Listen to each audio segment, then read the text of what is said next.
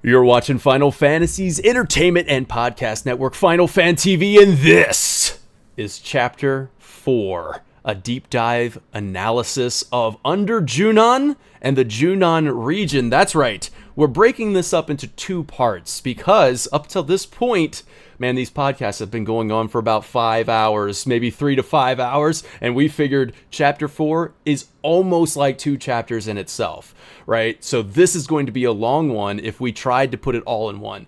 So now we're going to take our time, and we saw that in the survey. Thank you so much for filling out that survey. You can fill that out every week, and you know, it'll be in the description. Chapter 5 survey will be in like tomorrow or something in the description.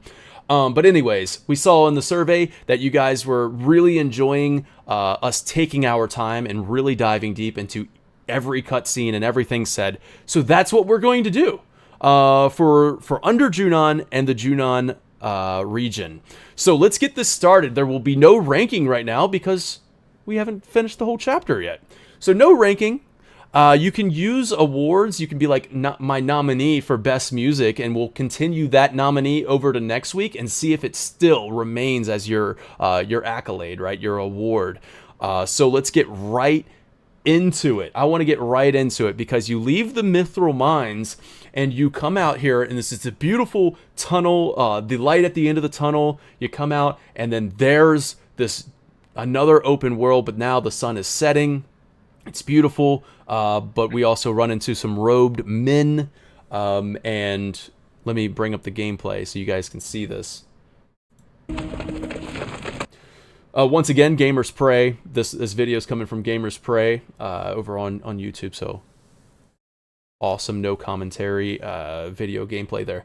So we come out, we got the robed men there, and we're going to see the Condor from Fort Condor for the first time come down here and just swoop and grab a robed dude.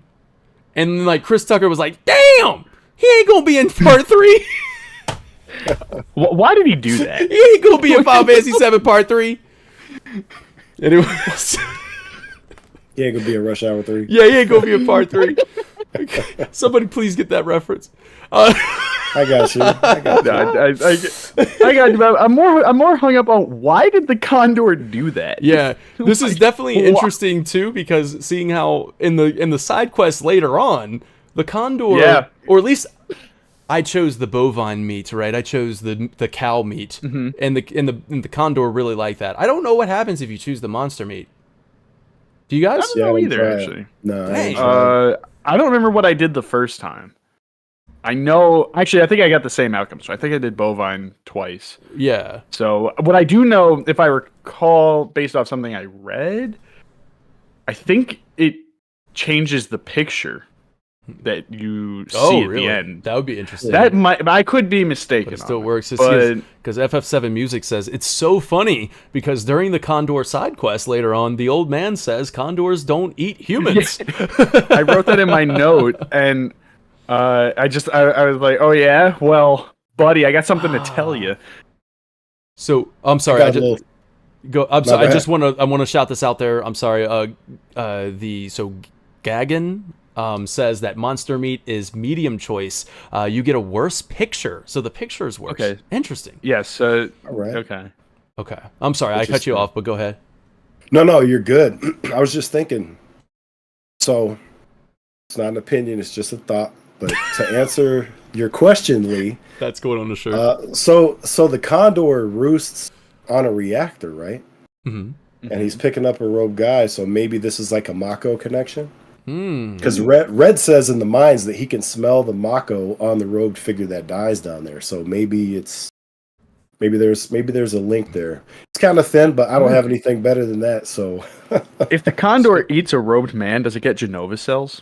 Okay, I got nothing for this one, man. You're taking it too far. You took it too far. It's a good question. I don't know, maybe.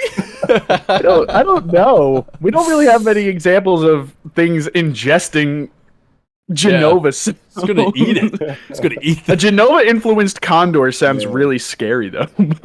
Wait, doesn't Hojo eat something? Turn into heretic Hojo? I can't remember.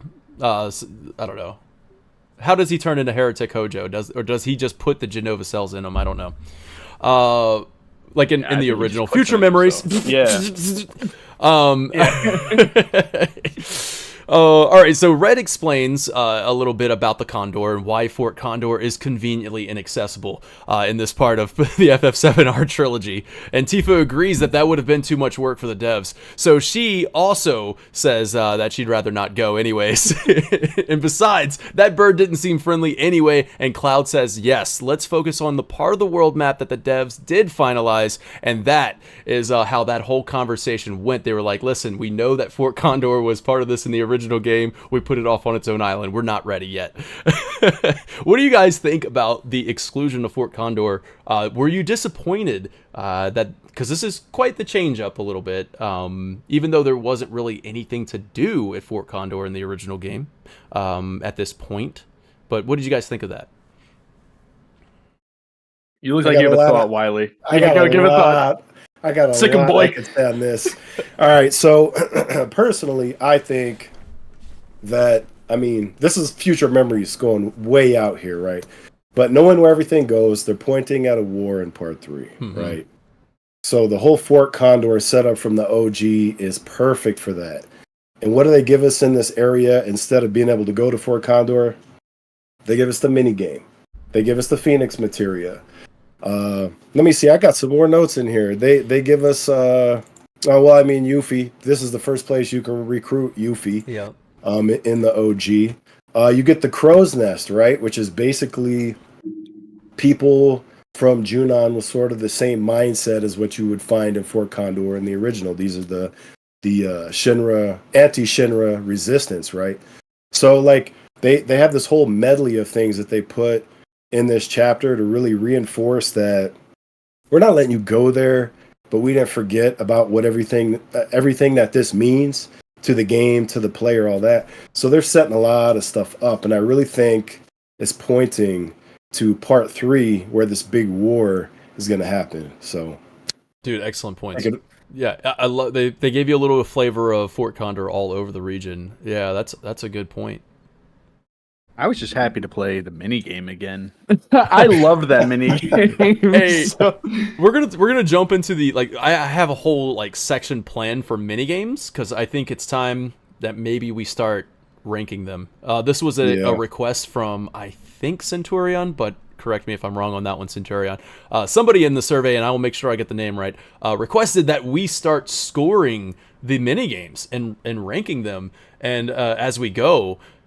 And I think that's a great idea. So we're gonna start keeping track of that. Now we're gonna go. I gotta shout out the theme of this region, the remnants of the Republic, the Junon region theme. It's you got that pirate's life setting the vibe there. Listen, when the song has now become iconic to me, it's become super recognizable to me, and this game just came out, this is a recent game, and now I'm I hear that music in my head. It's perfect, man. This is a perfect theme. This is a perfect region theme that is absolutely brand new to Final Fantasy VII. So that to me is an accomplishment. This is my nominee that's going to go into next week for best music. I think the Remnants of the Republic, as soon as I heard it, even during the gameplay demo reveal, I was like, that is amazing. So I think they really did Junon so many they breathed so much new life into Junon. It's absolutely amazing what they did.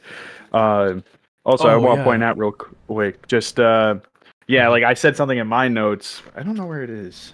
Oh, also, just so you guys know, I didn't take my own notes this time. My girlfriend wrote my notes for me. She watched me. That's her little doodles. But she watched me play and took the notes while I just said them out loud to her. So shout out Jackie. Thank you for helping me with this. But yeah, the vibe of Junon, just to build on what you said, Dan, I love the nautical theme. I love all these destroyed, shambled buildings. I love, and I want to touch on this when we get into Under Junon, just how everybody's just kind of shacked up, trying to, just keep these pieces together and literally thrive in ruin almost, but still maintain a strong sense of community and identity. And I think Junon honestly became my favorite region in the entire game because of just how much life was, breathed into it, especially when compared to the original, which wasn't bad, but man, did they take a great foundation and build something phenomenal on top of it. For sure. I cannot hear you, Dan. You're muted there, Dan. Thank you very much. I had it muted because I wanted to set up the goal that I had promised over on Twitter. So it is, it's up and ready to go. Josh, thank you so much for your super chat. Josh says, Genesis copy eats some Zach's hair in Crisis Core, so you can do with that with what you will. That is true. So I set up this super chat goal here, where I will shave my head. I will shave my head. So I can get into the bald bar and have a drink with Rude next week. Okay, guys, if you guys can get the super chat goal up to that, it will be done. Hey, there's Richard Stoltz. He says, "Yeah, it came out swinging. Let's go, Baldy." I appreciate it. Nice. It's just a little fun to get you guys involved. Maybe toss some gill if you want, but most importantly, you're here and you're in your hype. That's all I care about. So thank you. All right, yes. So that the swashbuckling region theme, FF7 Music says it loves it too. So banger. Yeah, it do so good. Now, we also, it all like ties in too, right? Because of that seafaring nation that the Republic of Junon was, and we got a little bit of that in Calm. I don't know if that's what you had just said, Lee. I'm sorry, I was zoned out there. Did you say that earlier? No. Say what in particular? Just move on. You can carry. All right. Yeah. How the Republic of Junon was a seafaring nation. They were basically pirates in a way. They also had a city that was built on a flotilla, which was so cool to learn about. And I learned about that. That was their capital. Exactly. Yeah. It was their capital city. Yeah. Future memories, which I will just say for a brief second, because definitely making a video on this. Maybe an underwater location with the submarine, because an NPC even says, and I'm getting ahead of myself here, but since we're on the topic, the NPC under Junon says that it was sunk in the Shinra War along with its hidden treasures. So there's something to find. So something to get excited about. I'm making that video, so be excited about that one. I think Under Junon had some of my favorite just NPC dialogue that I can recall. Like Bard, it almost felt like every NPC that I could, and we just talked about that with Calm having great dialogue, and how I got lost in that. And this is not to put down Chapter 2 or Calm by any means, but dude, almost everything an NPC had to say this chapter, I would just stop and listen for all the dialogue to just cycle through. I was like, wow. So much cool lore. And a lot of it's because it's new stuff with the Republic. And also we're learning more about the general public outside of Midgar's perception on Shinra, which is always fascinating. And I have so many notes on just NPC dialogue. Yeah, there was a lot of it. We're going to get to Under Junon in just a second. Man, I'm going to briefly do this because I went down a rabbit hole and I shouldn't have done that. But since I spent like an hour or 2 hours on it, I got to throw it out there. Man, I found some tourmaline as a resource in this region, and I was like, I don't know why, but I was like, let me look that up. Where's that at? What is this mineral, right? This is a mineral that's most commonly found in Brazil, which got me thinking, if Midgar is representative of the United States, New York, then perhaps south of that would be inspired by South America. So most notably, God, I need to bring this up. Let me this right here. Let's bring this in here. Boom. All right, so I found this clip of some cliffs over in Brazil. Tell me this doesn't look like Junon. Okay. Right. So I'm finding this. I'm like, dude, this looks like Junon. Look at that. Look. Yep. Future spoilers when you come through here in chapter 12 and you dock at Costa del Sol. That's what that looks like to me. But, look at this. I can see Junon too. Yeah, you can see it, right? And then it also has a graveyard of ships. So that was something else that this Brazil had this. And anyways, I was just diving in way too deep, and I'm like, yo, maybe it's inspired by Brazil. Anyways, Sephiroth's game writes in the survey, just like you can every week. In OG, Junon's canon was supposed to be targeting Wutai. Can you follow the cannon with the free camera and see where it's pointing this time? And maybe we can figure out where Wutai will be in part 3. I know that we're getting a little ahead of ourselves, but when you walk out, like you can see right here, this is definitely part of the region. You get to see Junon for like, this was such an amazing moment to walk out. It's like almost like seeing Midgar, you know what I mean? When you're in Remake, you look up and you see the plates and all that other stuff. Like, it was such a surreal feeling. And now when you walk out and you see, boom, there's Junon right there in the open world. It's not like, it's not a gated thing, even though it is sort of kind of gated, but it's not like you walk through 3 dots right here. It's like you're entering Junon. Man, it's so cool to see it right there in the open world. And then there's the high wind, of course. But you see the cannon. It's pointing out there. And, well, Wiley, you did a little bit. Would you like to kind of, you were sick and you had some free time. So what was your findings there? Okay, yeah. So the world intel in Junon straight up says that the Mako cannon can reach as far as Wutai, right? But Wutai is positioned, first of all, there's my post about this today. Wutai is positioned on the other side of the globe. So first of all, the energy beam, the Mako beam, would have to curve, right? But second of all, I mean, look at the direction that this Mako cannon is pointed. In the OG, it's pointed perfectly west, due west. Like, if you follow it, you end up right back on the Mako cannon. But in Rebirth, it's about 30 degrees southwest.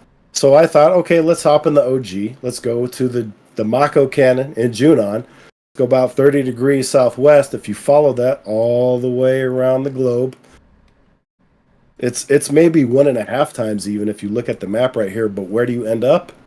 We're about to arrive there. Just a couple more seconds here, and check this out on the right. Look at that. Almost perfect to Wutai. That's crazy.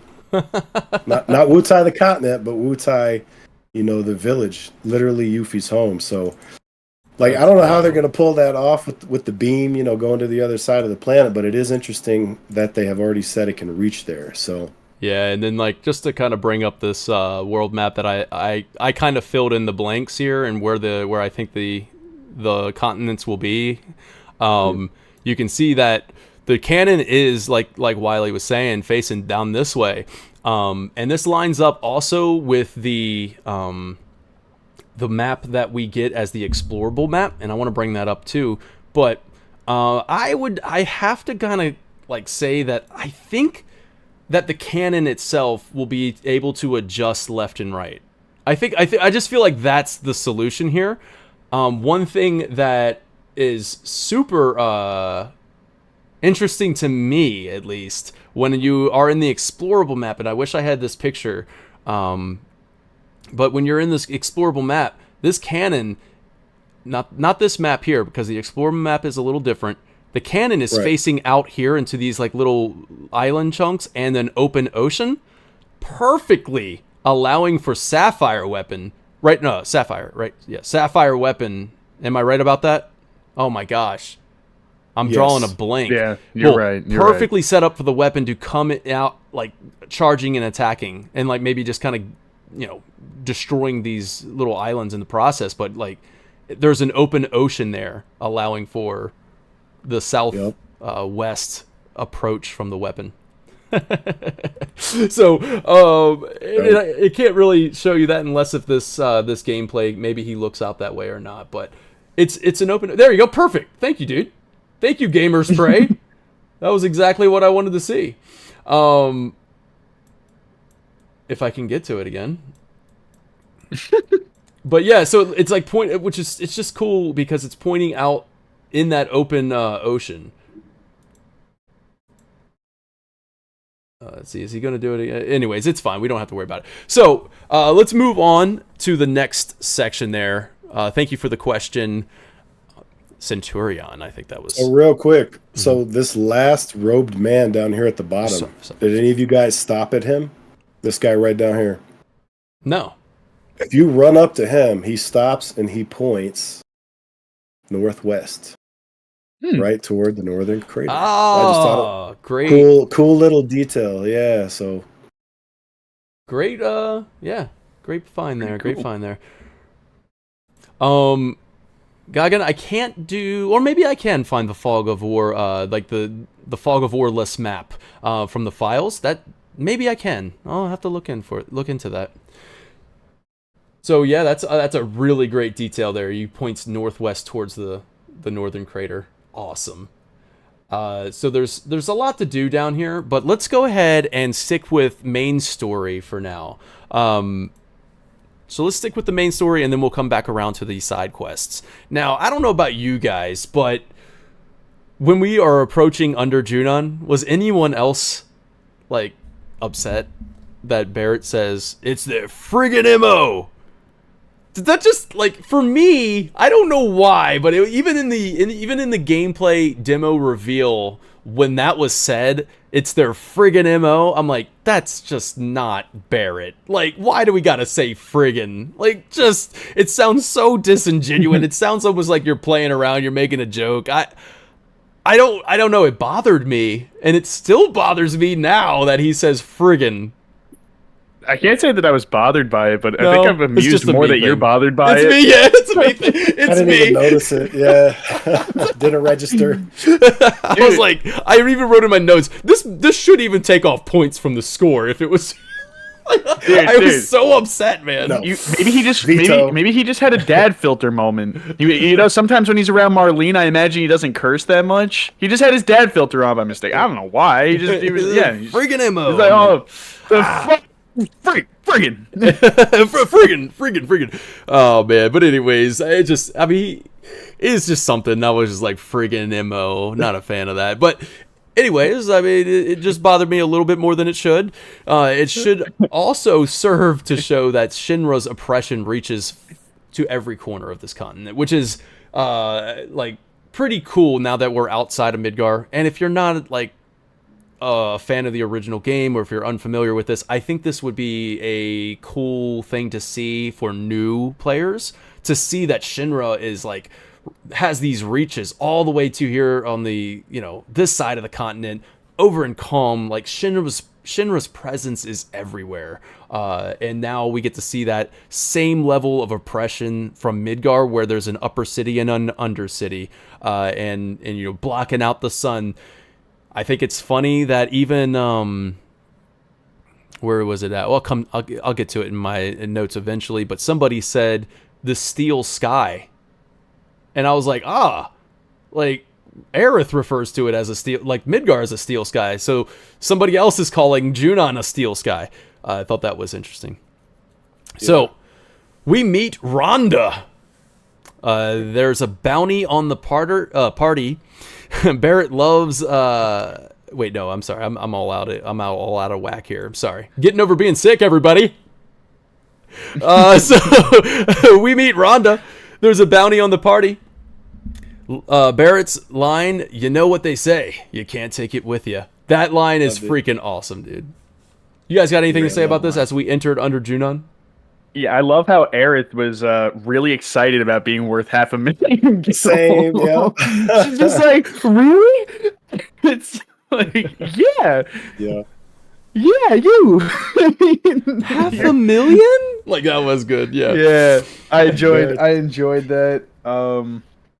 I guess, you know, it's not so specifically Rhonda-centric, but I'm just going to point out that I guess this is a good time to insert my personal accolade for best music. Under Junon, Sunless Oasis, that's my favorite song during this chapter. And it has been since I heard it for the first time. It has been probably one of my most listened to tracks. Yes. I know I said that about Duel at the Divine. This is one of them, and there's a couple more that we'll get to later that are definitely very highly listened to. But Sunless Oasis, oh yeah, it's just such a pretty song. Yep. Like, usually most of my favorite songs tend to be more action and upbeat oriented, but this one was just, there's something about it that I can just, it makes me want to stay in Under Junon. I want to live in Under Junon if this is the type of music that just plays ambiently. 100. That's awesome. Like, so I gotta echo what both you guys said. So I literally have Remnants of the Republic, Sunless Oasis, and 2 other songs all on here, and I have not narrowed it down between these 4 yet. So I'm like, this is a good time to jump in.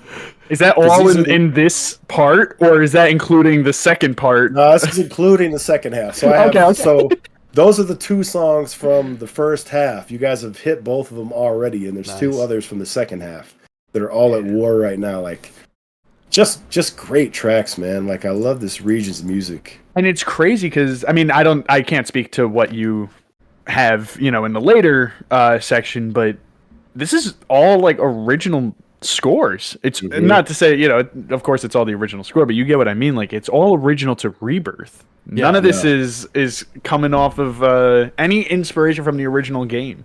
Yeah, it is just all solely for Rebirth. In fact, I'm happy because isn't Under Junon's theme the calm theme in in the original? Still the overworld map? Is that what you're talking about? Oh no, you mean Under Junon? Yeah. When you're in Junon, like in the under section of it in the original game, I'm pretty sure it's just a head on our way. We have FF7 music in the chat. Help me out here. I believe it's a head on our way. If I can get confirmation on that. So I was just very happy that they get, and of course they were going to. I mean, that's one of the things that this remake trilogy so far is doing excellently is fleshing out. There's no shortage of fleshing out and giving music to every corner of the world it can. So, but yeah, Sunless Oasis, just absolutely beautiful piece of music. Dude, that is such a great point about this being like it's being an original piece created just for Rebirth. Shout out to Subtext. Thank you so much for the super chat. I am even closer to having a bald head, y'all. Getting closer to having a bald head for next week so I can get that Gabrescent membership. Gabrescent? Glabrescent, yeah, thank you. So, Junon. After how limited this area was in the demo, I was surprised of how big it ended up being. It was when I first realized, whoa, they're really doing every zone as big as the grasslands? That's what Subtext says. And yeah, I was blown away by this as well. I mean, the demo, this is where I spent most of my time in the demo. I really, really loved like I said, that Remnants of the Republic music, that it was ingrained into my mind now just because of the demo, of how long I've spent playing the demo in this area. I spent more time in this area of the demo than the Nibelheim thing. So, and then in Block Sheep, thank you so much. Again, getting closer to that bald head. Shave it clean, make it gleam like the midday sun. Oh, I got something special for you guys. If this goes through. No one picked Condor Hill. Interesting. I mean, I think FF7 Music did a big shout out to that as well, but we're gonna hear from FF7 Music actually. I asked FF7 Music to send me a video of some facts that he found, some fun facts with the music, and we're gonna play a little short clip from him later on in the video. So thank you for doing that. Nice. Yeah. So, Rhonda basically tells us, like, hey, Shinra's got something going on upstairs. It's a big deal. Shinra's security's real tight right now. So, I'm on your side. I'm with you right now. You don't even know what they've done to folks like us. We've been through a lot. We're going to let you stay at that inn, but don't make any trouble, all right? That's my one rule. Don't you cause any trouble. This town's been through enough. Just go ahead, there's an inn, they will welcome you there. So you head down over to the inn. This is where I would like to shout out some NPCs. So I have a few, and I know that Dragoon King said he had a few as well. I like some of these NPCs filling us in on this world, right? This world building, like Dragoon King said, stopping and just listening, and you learn so much. Oil, coal, wind. The Republic had no shortage of ways to generate power, no need for Mako, but Shinra made sure we can't live without it. And one NPC says, Mother Nature ain't happy. And one day, this one threw me off. Did you guys hear this guy? Did you run into this guy at all? He goes on and on about pretty much the same thing about, hey, you know, the oceans are all messed up with this offshore reactor, blah blah blah blah blah. Mother Nature ain't happy, and one day, ... Oh. I was waiting on you to finish the quote. I was waiting on him to finish the quote. I'm like, I listened to him 3 times. Now you got me in suspense here, bro. I was like, I was hooked like a fish on a line. I was doing Not the like same the Junon thing. resident for catching any. Right. Oh, dude. Yo, jokes off the hook, baby. Yeah, we're taking puns to a whole new scale. Oh, it's happening. It's happening. Man. Wow. You're thinking about one right now, and you're like, well, I'm not finished, so... Okay. No, I am finished. Let's move on. He's not finished. Thank you. There's something fishy going on around here, bro. But no, there was one guy. If we're talking about interesting NPCs, he refers to himself as Old Salt. First off, that was kind of an interesting name because the guy didn't look like he was older than like 35. But then again, this is the same. This is the same game that calls Sid an old man at 32. So you know what? Maybe he is an Old Salt. But anyway, he said something interesting before. This is before the Yuffie incident occurs. A little later. And you could catch him standing on the stairs that goes down to the lower section, and he's just looking out to sea. And he says something to... I don't know if I have an exact note on it, but while I'm looking for it, I could just talk from what I remember.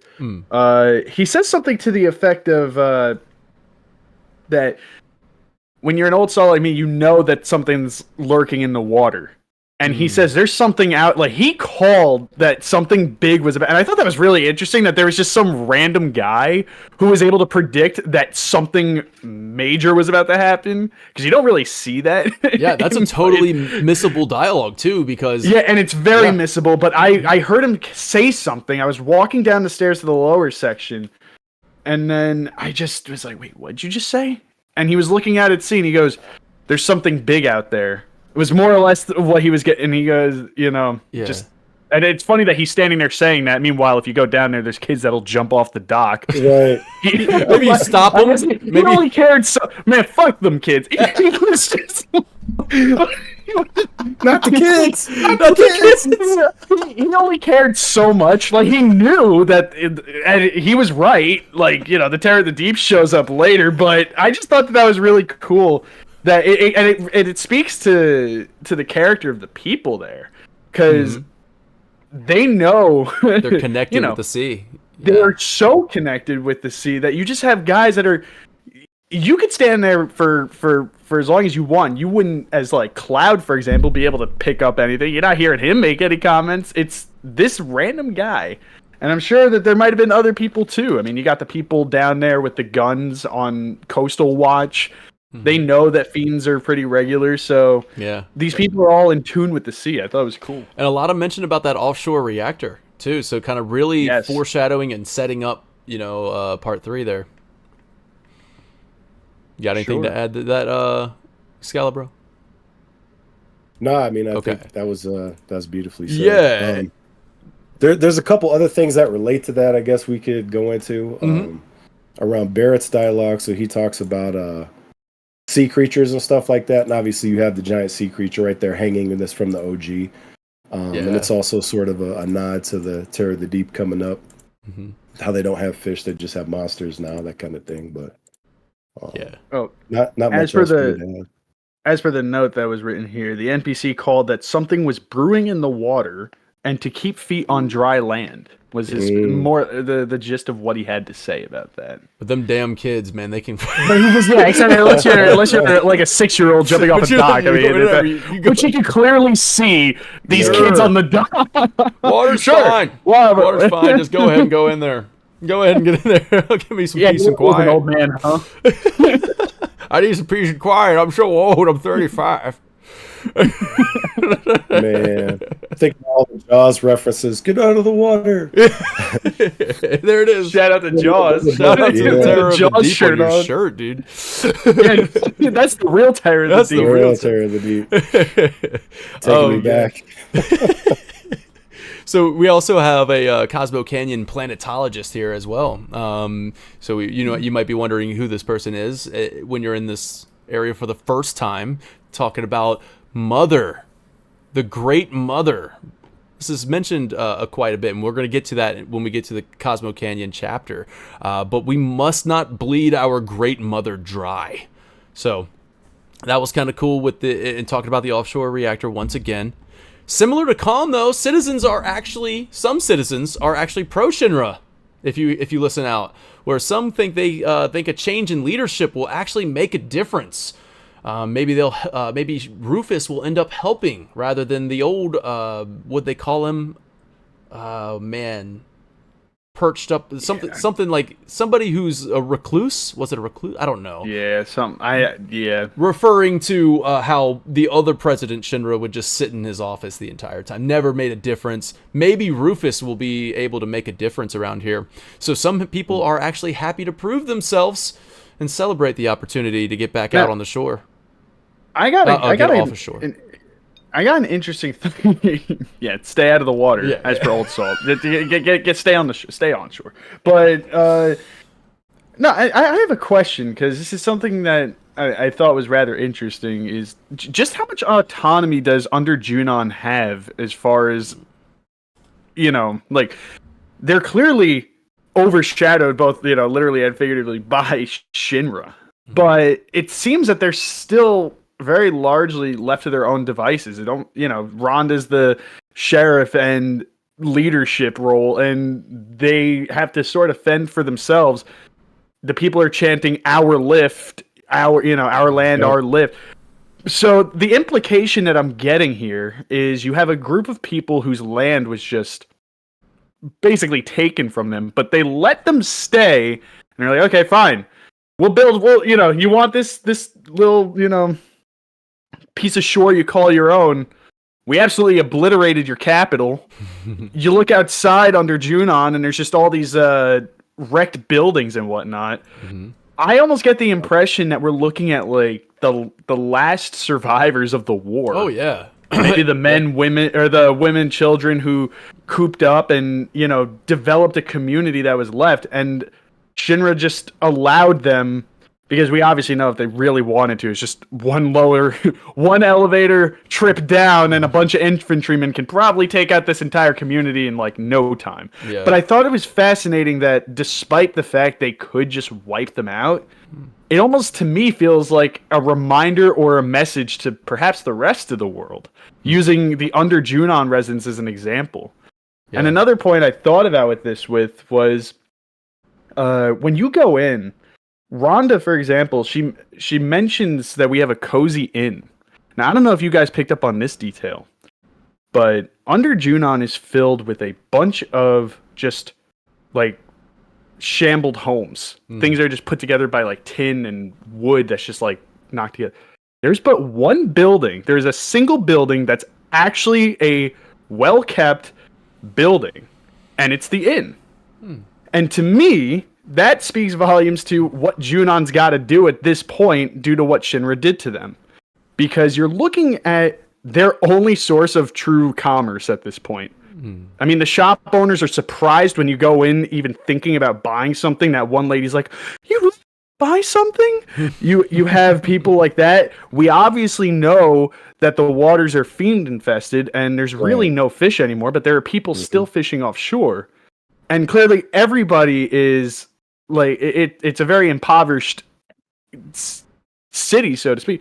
But the one building that they actually maintain and keep presentable is the inn. And I thought that was fascinating because I guess the only thing that they can resort to at this point is providing, tourism. And I don't even know why you would come here unless you're going to Upper Junon. I mean, I would come here. This place is awesome. Well, that is a really good point. Like, I mean, I think some of these people here also work for Shinra. Like, they also have to, they go out there on the boats and stuff. But I think one of the NPCs even mentions that, it's no... What does he say? The NPC says something along the lines of like, they used to have freedom to go out and do their fishing and stuff. So scrubbing the boats and all this other stuff isn't nothing compared to that freedom, or something like that. Something along that lines where Shinra has them doing like the dirty work, having them doing like the manual labor type thing. So they keep them down there. It's their friggin' MO. You know what I mean? It's their friggin' MO. They always have to have somebody stomp on, and there they are. They're getting, so they kept them alive. They kept these remainders of the war, so they can always have somebody to stomp on because it's their friggin' MO. I think this might be the most extreme example that we see, really, though. Because with Midgar, the slums were supposed to convey the slums. Well, the slums. I mean, Midgar was built entirely by Shinra. Junon wasn't. Junon was of the Republic, and Shinra just took them over took them over. Again, that's why I question the autonomy, because it seems that under Junon is still what's the remnant, and as the remnant of the Republic, as the song for the region suggests. It's there. They're not Shinra. They just have to suffer Shinra's wrath, so to speak. They had their sun taken away. They had their waters taken away. They had their land taken away. They're just this one little holdout. Their capital city. Their capital city is at the bottom of the ocean to be discovered by the sub in part 3. We're looking at the remnants of the Republic, again, as the title suggests. So, but compare this, and I think that we're supposed to draw a lot of comparisons between Junon and Midgar. Both have very similar feels to them, as Aerith goes into later with her homesickness. But, you know, Midgar, thriving, Shinra on top, and the slums at the bottom. But again, the major difference between the two is that the slums are of Shinra's creation. They just, it's sort of the rejected side of their creation. This is just a civilization that predates them and pre-existed, that Shinra asserted themselves over. And I just thought that was absolutely fascinating, comparing the two and sitting here and thinking about these two in comparison. And it's even more fascinating when Aerith over here is saying things like, everybody's complaining that the sun's not here, but to me it reminds me of home. And it's showing what people who have lived under Shinra's thumb this entire time, what they're used to. They're used to the oppression. They almost find comfort in having that layer above them, whereas the Junon residents, most of them are pissed. I would almost go to the, like, I could say that I see that you say that they're used to it. I would almost counter that with saying that they're not. Like, I would almost say that they're more frustrated than Midgar. So, whereas, like, well, no, that's what I was saying. Like, sorry, I might have misspoke. The Midgar residents are used to it. Gotcha. The Junon residents aren't. My bad. Because they had something of their own, because they knew a life. This is a recent thing. Like, we found that out last episode. Wait, pause on the end. I want to see. Yeah. Or just even going into it, you could. So, like, look at this store cross. Like, it's hardly held together by scraps. Half the building is just open entirely. Like, and then you look at the inn. I don't know if we're gonna get a better shot at it, but I noticed this immediately. The inn is the only nice building here, and it's, I think, their last piece of, I guess, commerce that they can really hold on. It's the only thing that's going to draw any money for them at this point, because almost everything else that they had going for them is gone. Yeah, I mean, you got to make a nice little spot for people visiting Junon who can't stay upper or whatever, but make this a nice tourist location to try and make some money, because all they got going for them is fishing. This little dialogue here, maybe they went looking for a doctor. I just thought that was perhaps, I didn't even make a note about it, but since it's here, paused. Tifa stays at a doctor in Junon after the whole Nibelheim incident. She stays at Junon for a little bit at a doctor's, and then she gets taken over to, or was it here that she got repaired? Either way. Anyways, there was a doctor here at one point. But yeah, look at this. You walk in, it's super beautiful inside the inn. And I think we're gonna keep on moving forward with this. Also, I want to give a shout out to a good friend of mine, Bert. Hey, Bert. Why don't we try writing Rufus a strongly worded letter? And only Bert will get that. But there you go. Oh, I thought you were proposing homework to us. Like next episode, we were have to. No, that was what an NPC said. So like, it was. I don't remember, but my brother came home and he was going off about some sort of like might have been a Saw movie because he's a big Saw fan, and he was really upset about it, and he just kept on going for like a long time about all the flaws of the movie, and then Bert goes, "You should write a letter," and then just. But there we go. So we got we go into the inn, right? And when we go into the inn, we hear, "Help! Oh my God!"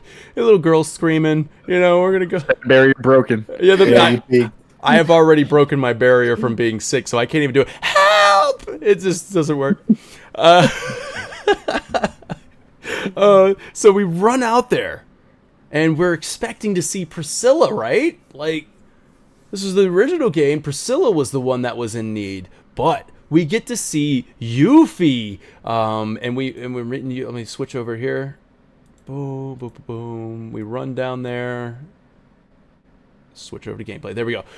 So there's Yuffie out there on the boat, on the canoe. Don't know what she's doing. Is she trying to plan? Like, is she trying to cross the ocean? I didn't know either until I thought about it later. I think she's trying to find a way up the high voltage tower.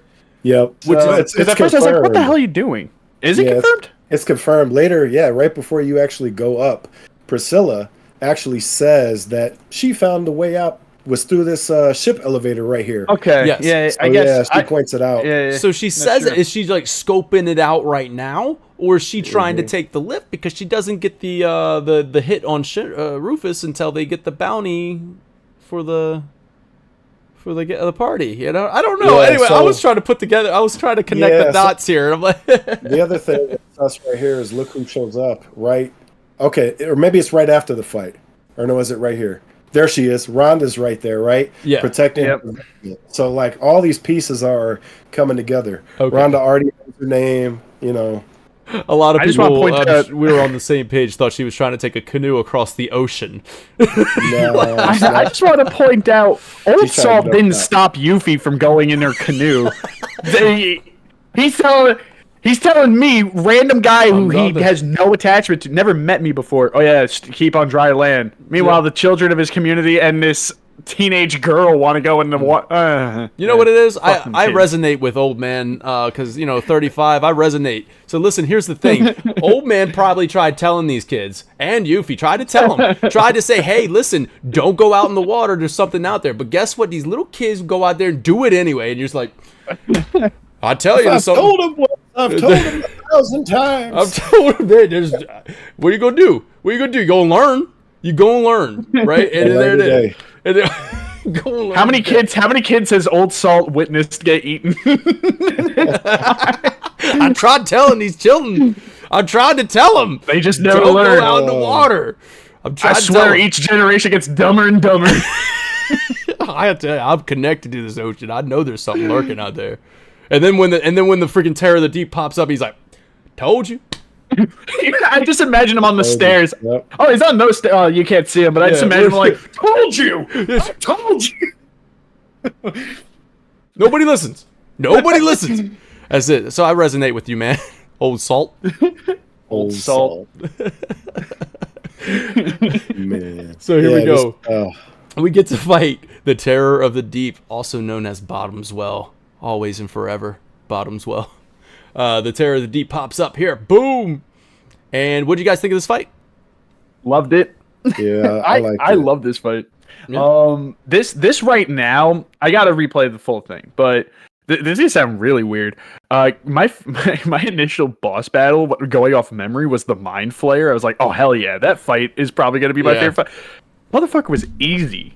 Yeah. So I was like, I mean, cool vibes, don't get me wrong, but just way too easy. So this might be, I mean, of course, I got to see how I feel about future memories, but, we got to, as far as I'm concerned, this might be my favorite fight, because honestly, I forgot how initially difficult this was. I feel like once you get the gimmick, it's not too bad. It's really just timing your spacing on dodging the grasp and getting the bubbles broken. But this little bastard wiped me out a couple times initially because I kind of forgot the gimmick. Yeah, it wasn't as hard as the golem though. The golem was much harder. Oh, the golem on hard mode was great fight. I was hung up on that. Yeah, but this guy was a lot of fun.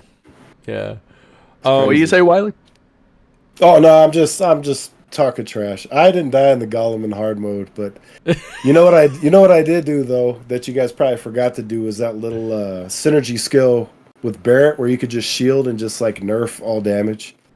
Those synergy skills come in clutch, man. Oh, I forgot. Yeah, dude, I'll be honest, I forgot about synergy tools. Yeah. They give you so many tools in this game, and it's easy to forget that you have different ones at your disposal, but hard mode has to bring that out, so... Yeah, one thing I noticed here, and it's whatever, but Gamers Praise not using like the ATBs, and then also when the water cells pop up, you got to use magic on them. So instead of whacking away at them, which it's just what makes this game so fun is to learn those gimmicks, to learn the strategy, and I love when they introduce something new with each boss battle. So this one does that little water tornado or whatever tornado in the middle, and then it has little other spouts popping out. So it's an almost AoE. Like you have to kind of like dodge them while you're being pulled into the center, but like kind of maneuvering through these tornadoes. That was really cool. And then the water cell makes you take your eyes off of him to use your magic spell, get back to the fight. It was a cool gimmick. I liked it. It's not my favorite boss fight thus far. Like when you compare it to the Midgard Swarmer or the Mithril Golem, it's not my favorite so far. But it was. I enjoyed this one more than this Midgard Swarmer, if I'm being honest. I mean, not that the Midgard Swarmer was bad by any means. I just enjoyed this one more. Yeah, I couldn't tell you what. This one made me. I think part of it had to come down to the fact, and we touched on this last episode. Red is a mainstay for me. I feel like him and Cloud, because in your initial playthrough you need Cloud, whereas Harbo you don't need him in the combat party. So, I just keep him anyway because I'm so used to him. But Red was just always a mainstay, and this is one of the first fights where I actually opted to take him off my team, and I also used Aerith during this fight, and she's my least favorite to play. Oh, I do not. I was just going to ask everybody's party comp for this fight because it makes a huge difference who you have. Aerith Cloud was mine. Yeah, I mean it's Aerith Cloud Barrett. Yeah, Aerith Cloud Barrett makes short work of this guy, in my opinion. Yep. Yeah, I was doing Tifa Red Cloud at first, and Tifa and Red were just doing nothing. Yeah, you can't reach them unless you're using your synergy. You have to use the synergy to throw them up there for it, and then like start wailing away at them. But like, wait, do you even have that on the first go through at that point? I know you might have to unlock something like in the portfolio, but I can't. I was doing the hard mode. Yeah, hard. Yeah. Maybe I shouldn't be playing on hard mode for the replay here, but like, I feel like it's one of the earlier ones you get though, so I feel like you could have access to it by now. Well, like I play even in the grasslands. I don't remember though. Yeah, on this playthrough on the hard mode one, I had Tifa in my party just because I wanted to make it interesting. I had somebody who was more of a close quarters combat instead of having the Aerith Barrett Cloud combo. So I had I think I had Tifa, Red, and Cloud, but I don't know, man. I still had no issues with this fight. But yeah, so we go on from that because we got something interesting that happens afterwards. Here we go. I love this scene. So, oh wait, we're gonna miss it because Cloud already does his jump here. Oh, he already did the thing. Yeah, we got to do that. We got to get back to it. So, anyways, after you beat this boss, which we're going to Gamers Praise going to do in here in just a second, Cloud is going to run along this pier, look over to his right. He said, "Oh no, you don't." Yo, is this a get hype moment? I'm not too sure yet, but because there's another scene that happens later on in this chapter. I popped off, y'all. So this might not be the one. This might not be it. But let me tell you, when Cloud says, "Oh no, you don't," and starts running, and then looks over to the right, there's Mr. Dolphin swimming next to him. Oh, he's gonna do it. He's gonna do the thing. He's gonna do it. And then he starts running. He jumps off. Here it comes. Yeah, they're gonna do it. You know, I was so hyped. I was like, he's gonna do it, and then jump, and then flop, and then just come down. At least how high is he right there? At least 3 feet. At least 3 feet. At least, dude. I gotta point out though, he only noticed Mr. Dolphin after. So what the hell was he gonna do before he saw Mr. Dolphin? Like, oh no, I want to know what happened. Jump in and just start. I'm coming for you. No, you He just jumps into the water and he's just kind of stuck. He's like, shit. No, he just starts just swimming. I'm gonna get him. I'm gonna get him. Get him. That was great. This is a great scene. Oh, shot right here, by the way. Love it. Oh man, I love the rainbow. Is just icing on the cake, man. It's beautiful. Wallpaper material. T-shirt material, bro. T-shirt material. Yeah. I feel like I've said that each episode. That might be my own personal award. Little postcard, like the postcard, or what? The wallpaper award or something. Yeah, like the post.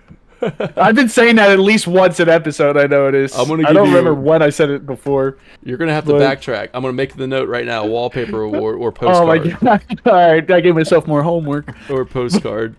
Yeah. Wallpaper or postcard. The postcard award. Yeah. So yeah, this was good. Let me find my way. This was super hype for me because I loved seeing that Mr. Dolphin was used. I'm not gonna lie to you. On my first playthrough though, I was a little nervous that I was like, oh, is this all they're gonna do with Mr. Dolphin?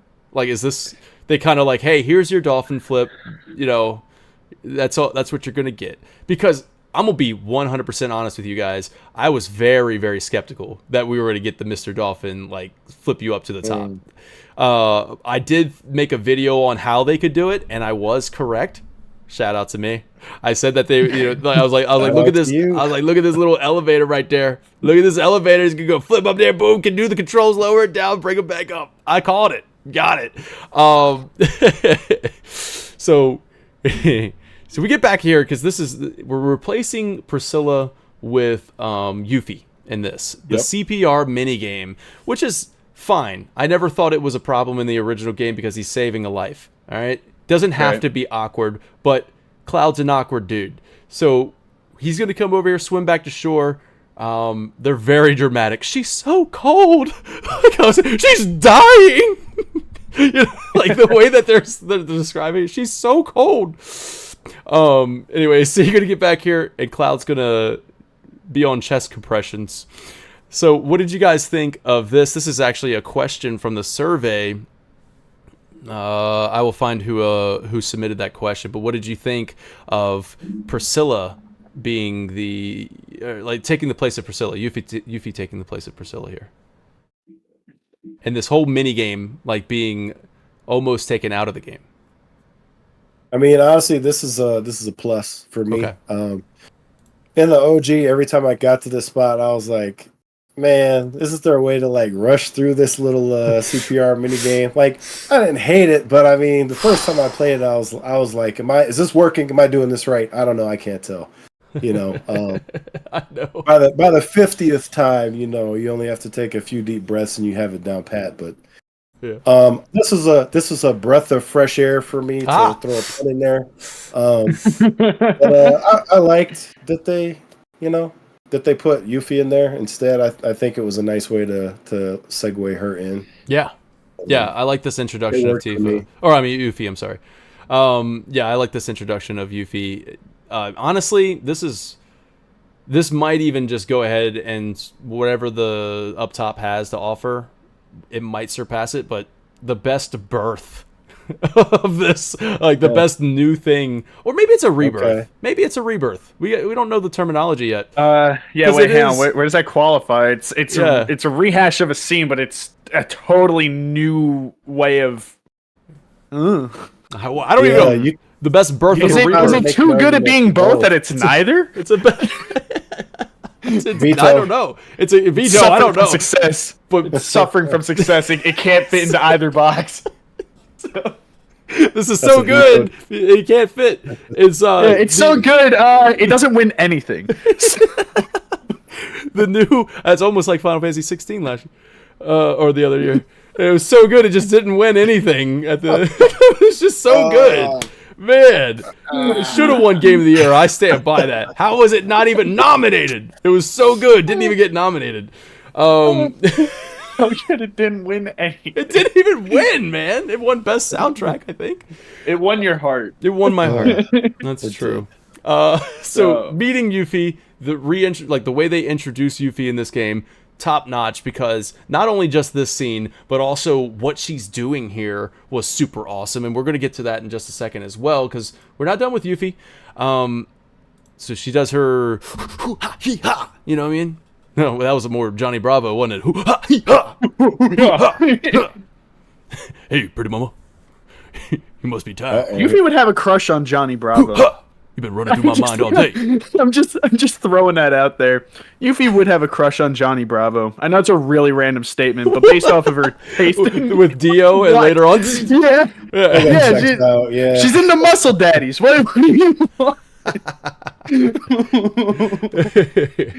Just you brought him up. I was like, you know what? I let my intrusive thought win. Yuffie would have a crush on Johnny Bravo. This is what everybody shows up for, is the Johnny Bravo theory right here.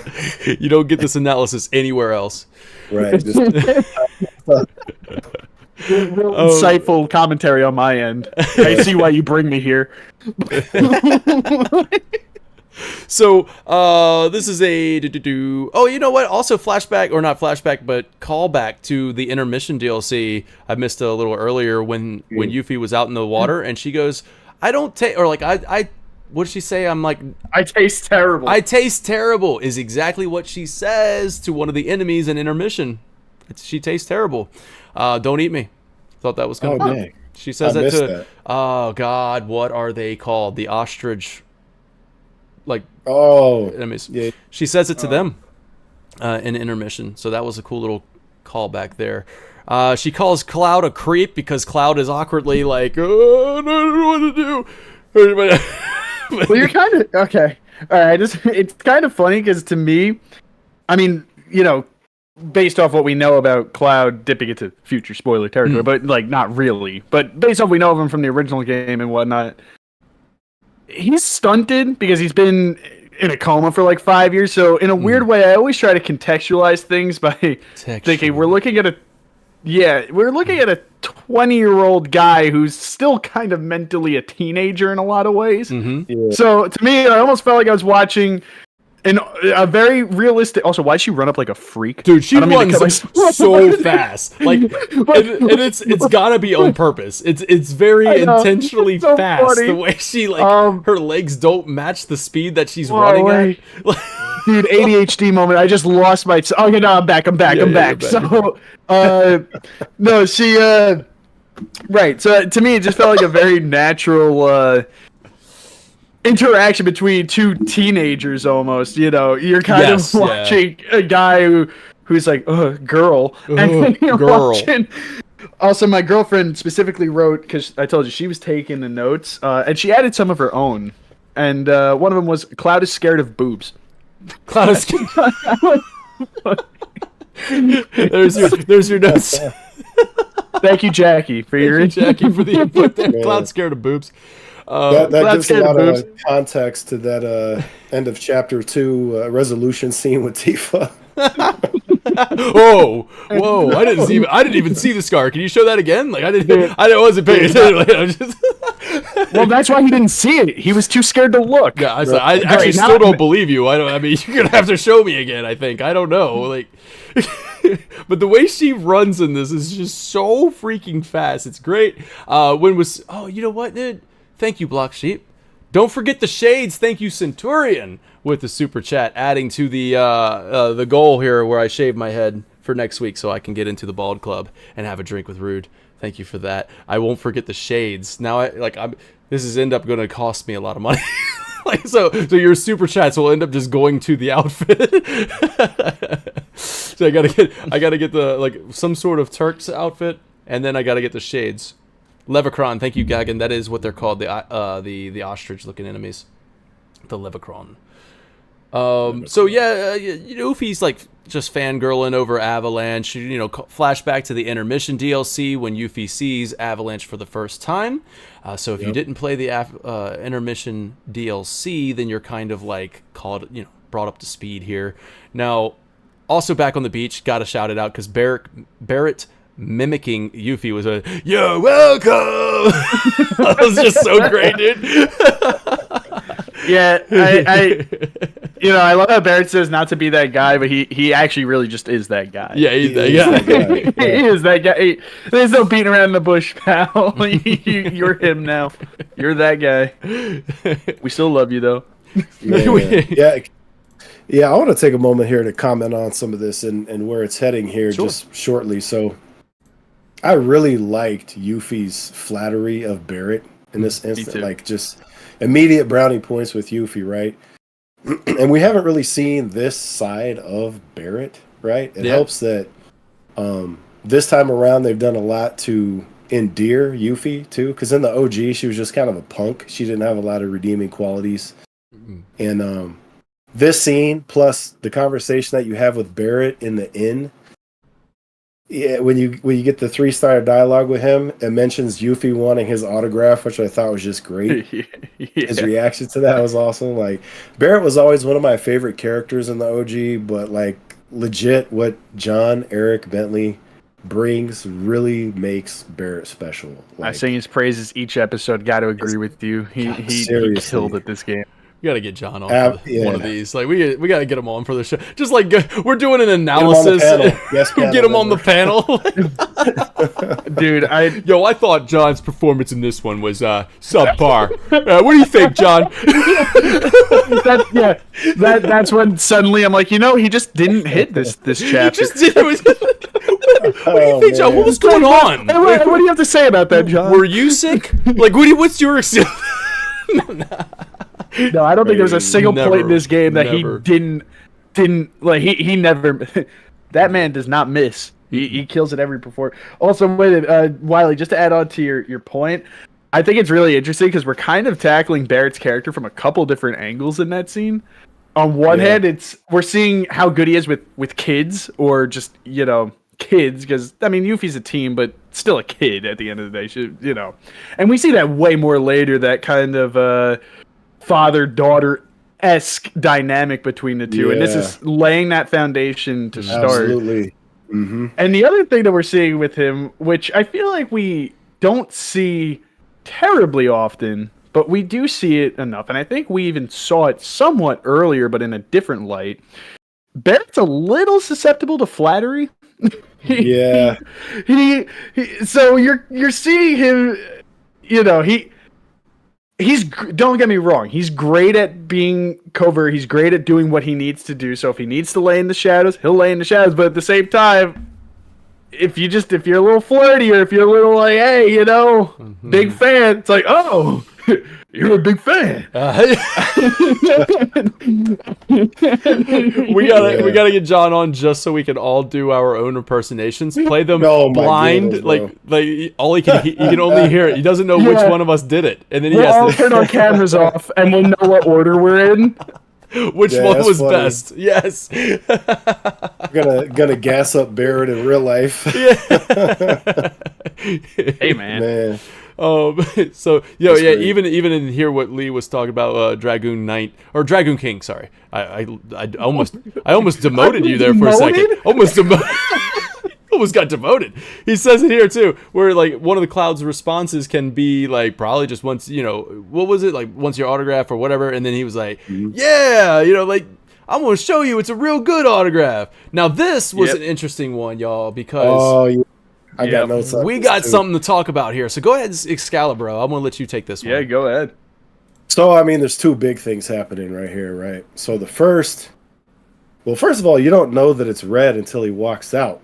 Because we're hearing that Nanaki voice, not that Red voice, right? Mm-hmm. But what he says is that he could feel the whispers sucking memories out of his head. Yeah. The implication here is that, obviously, just like Aerith, right? He had some type of foreknowledge, and he lost it the same way that she did. Yep. Aerith says, I could feel them slipping away one by one. The tighter I held on, the more I lost. Yep. Crazy. I don't want to dip into headcanon here, but I have a thought on this as well, because you just said the implication that obviously he's just as much, or at least in a similar realm of knowledge as her. But there's something else here that I think is more subtle that I didn't really think about until my second playthrough of this, or my current playthrough of this scene. The fact that he is using his casual voice implies, to me at least, that this isn't the first time that they've talked about this.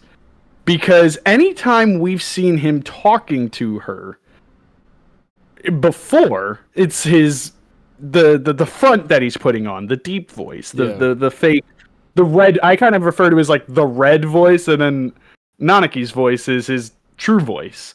Yeah. And to me, I feel like the implication, and this is what I meant by, I don't want to get into headcanon territory, but I was thinking to myself, I'm like, when would they have had time to speak? Because this conversation does not feel like an initial conversation. This feels like we're picking up where we left off somewhere. Yeah. And my thought, I was like, I wonder if this is before Cloud wakes up at Calm. And this is something that they talked about maybe there.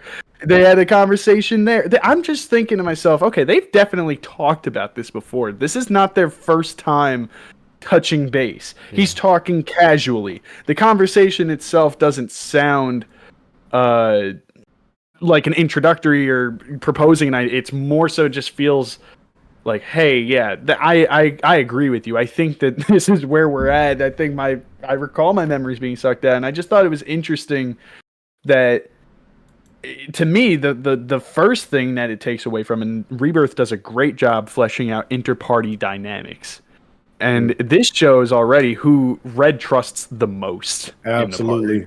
Yep. And the game's going to do great things later with him and Barrett. We already got a touch on that with Chapter 3. But, and to me, that was my biggest takeaway, is that we're not just seeing Cloud's and we've seen other interactions before, but it's just so cool seeing inter-party relations and connections, and even in very just, like, quick scenes like this. I mean, this whole scene is like maybe a minute in its entirety, but it has so much behind it when you really think about it. And it's like, okay, so we just learned a lot about Red. He has a totally different voice. He trusts Aerith. Him and Aerith are in a similar realm of knowledge. What were you going to say, Dan? Just real quick, though.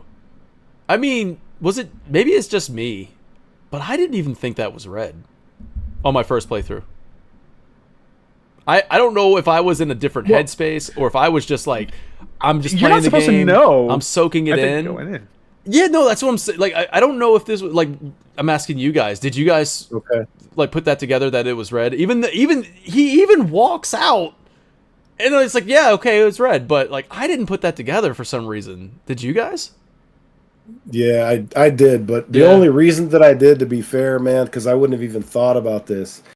At some point between 2020 and when the game came out, on Reddit, somebody brought this up and was like, I wonder if his personality will flip like it does in the original, and if it'll be voiced differently. And I was thinking about that for a while.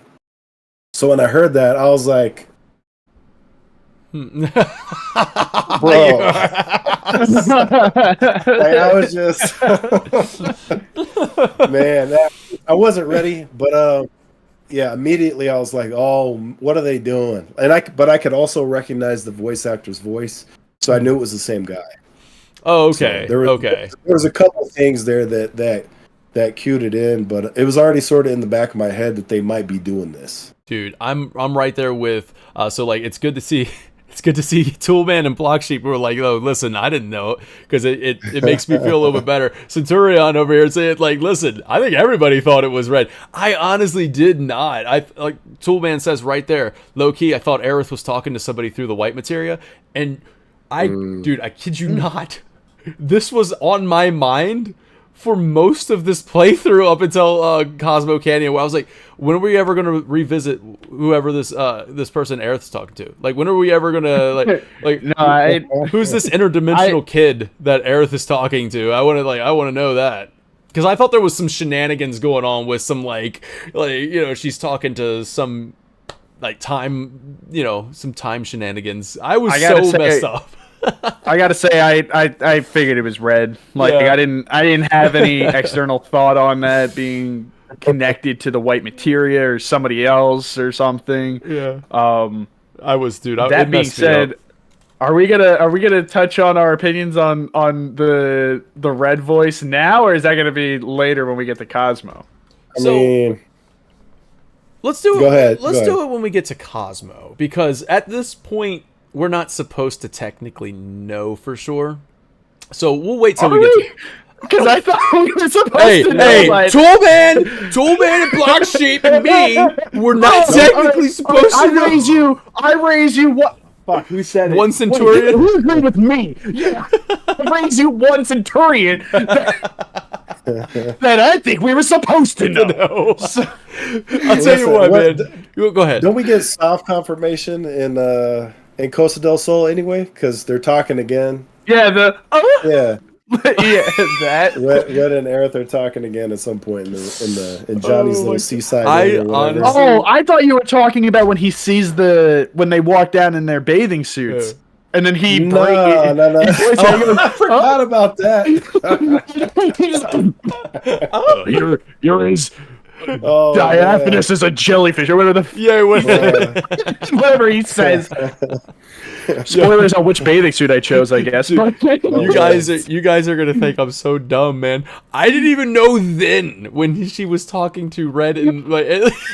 Oh, for real? What was wrong with me during that playthrough, bro? Like, the moment it hit me was when he was running out in Cosmo Canyon on the bridge. I know future memories, but like that's when it hit me the hardest. Like I was like, what the fuck? what just happened? Anyways, we'll get to there when we get there, guys. Future memories. Okay.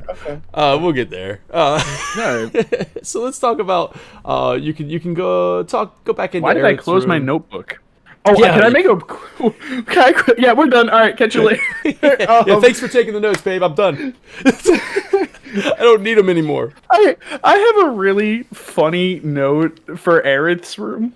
Okay. And it's not even my note. It's a direct quote from me that my girlfriend jotted down when I walked in this room. Actually, just you don't need to be talking to her. Go back for a second. Just walk into the when we're walking into this room.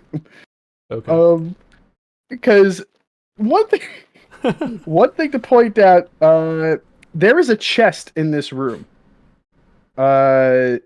I want to find the exact quote that I said. While you do that, Centurion, yes, I was absolutely making it more convoluted than it actually was.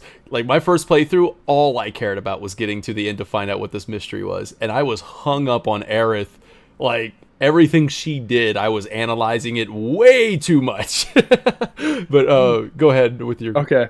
So, I'm not going to make you, like, pause the frame perfectly, but to Aerith's left, there is... there it is. You can see it. The little trunk right there next to the lamp that you can note, right? Mm-hmm. So I was playing with my girlfriend behind me, and I walk into this room, and I see that. So I walk past Aerith, and I go straight to the trunk. Yep. And I just out loud blurted an exact quote, "I'm not here to talk to you, Aerith. I just want your chest." She wrote that down, and she goes, "Liam wants Aerith's chest? Sus." And I was dying when I read that quote later when I reviewed, because I didn't know all the notes that she wrote down. So when she was done writing and I took the book, I was like, that is so wildly out of context, but I had been thinking about that for 2 days or a day or whatever. Yeah. For this moment. I'm just glad you said chest and not box or something like that. Yeah. That would have been way worse. So, oh, man. I'm not Bro, trying to get Aerith's drawers. Can't win either way on that one. No. Talk to you, Aerith. I just want your chest. It's a very forward approach. It was... Man. I was dying because she, even in the moment she wrote the note, she was laughing and she was like, sus. And I'm like, the chest right there. Liam wants Aerith's chest. Sus. Yo, gamer. Anyway. Tell her to make more notes like that. Yes, please do. More notes. Yeah, you guys gotta get your wives. Yeah. Oh, you want me to get? Yeah, you got everybody get their partners in on this. No, yeah. If you guys are interested in hearing direct quotes, she is considering accompanying me for the rest of the playthrough. Please There's no guarantees. do. They're very busy, awesome. but which, by the way, I just want to point out real quick, that is absolutely awesome that you want to do that, babe. So if you're watching this right now, thank you, because it's making this so much more so great. fun. I'm so happy you wrote that down. Quote all my stupid quotes. So Liam spent way too much time in Aerostroy. Like just whatever Liam, just analyze him. Don't analyze the game. Just Liam. Yeah. What the hell she got to say? I don't know. So you can go in here and you can talk to Aerith right now. Gamers Prey is obviously trying to take Tifa out on the date at the Gold Saucer and is really rude to Aerith in this moment. But I want to know with you guys, like Gamers Prey is like, yeah, you shoved a flower in my face. Yeah, right. You shoved a flower in my face. That's actually the best answer. No, that's the best one. No way. Yeah. Is it really? That's the 3-star. Yes, because that's actually the first thing. Yep. Nope would be the 1-star. And I know this because I got the 3-star. I actually, on my replay, I've been choosing different dialogue options so that I could get all my relationship things up and just even hear things I never heard before. Yeah, the flowers, they're 3-star. Oh, wait, wasn't it? Dang it. That's right. Because the church wouldn't have made sense. That's right. Church is 2-star. But it's still a very rude answer. No, it is a rude answer, but she likes it, I guess. Yeah, but she likes it. Yeah, like the church one. She actually, I just heard this one. She's like, "Ooh, close." No, it makes sense. It makes sense now that I saw the options. I must have. It's by your logic. It was nope. The 3-star. I mean, some of Cloud's responses are kind of rude in general, so it's like sometimes it's hard to tell if you're picking the right one. I mean, he should have just said he was there to see your chest, and maybe he would have got a 4-star answer. 4-star. I'm not going to talk here. Man, feels like I've been on the road forever. It's been 1 day. No, it's been 2 days maybe. She's homesick. No time for that with Sephiroth. So, now we're gonna move forward with this playthrough because we have a lot to talk about. Believe it or not. Yeah, we still got a little bit left. I'm having a good time though. Now Aerith will say, "Never re-gift a gift from a girl." All right, especially when you're gonna give it to another girl. That was crazy. Tifa, yo, that was crazy, dog. That was crazy, man. Tifa was about to come find Cloud, so we're going to go up to Tifa's room. We can talk to Red as well, and you can tell Red that, he thinks his nose is nice. He keeps mentioning this, man. It's really bothering him. He mentions this in Chapter 2 when you're with the Chocobo quest with him. He's like, it just doesn't. And he gets offended when the Chocobo, he gets slightly hissy about it. He's just like, huh? When the Chocobo is able to, this is really bothering him. Yeah. And I kind of feel bad for the little guy. I mean, I do feel bad. That sucks. Yeah, he's kind of having self-esteem issues there.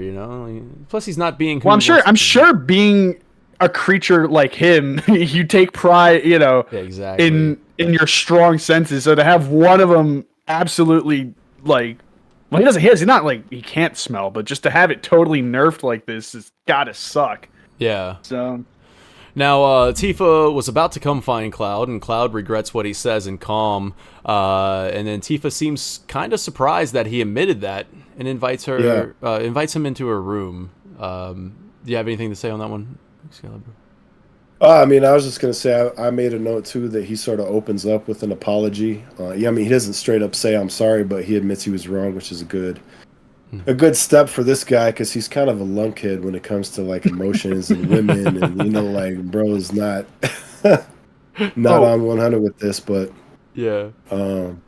and she brings up Emilio from their past. Wait, I have a note on that, and thankfully Gamers Prey picked it. That dialogue option that was selected. The only person that is a 3-star dialogue option. But what we know about this scene, and Tifa will later admit into this conversation, this was a test in some ways.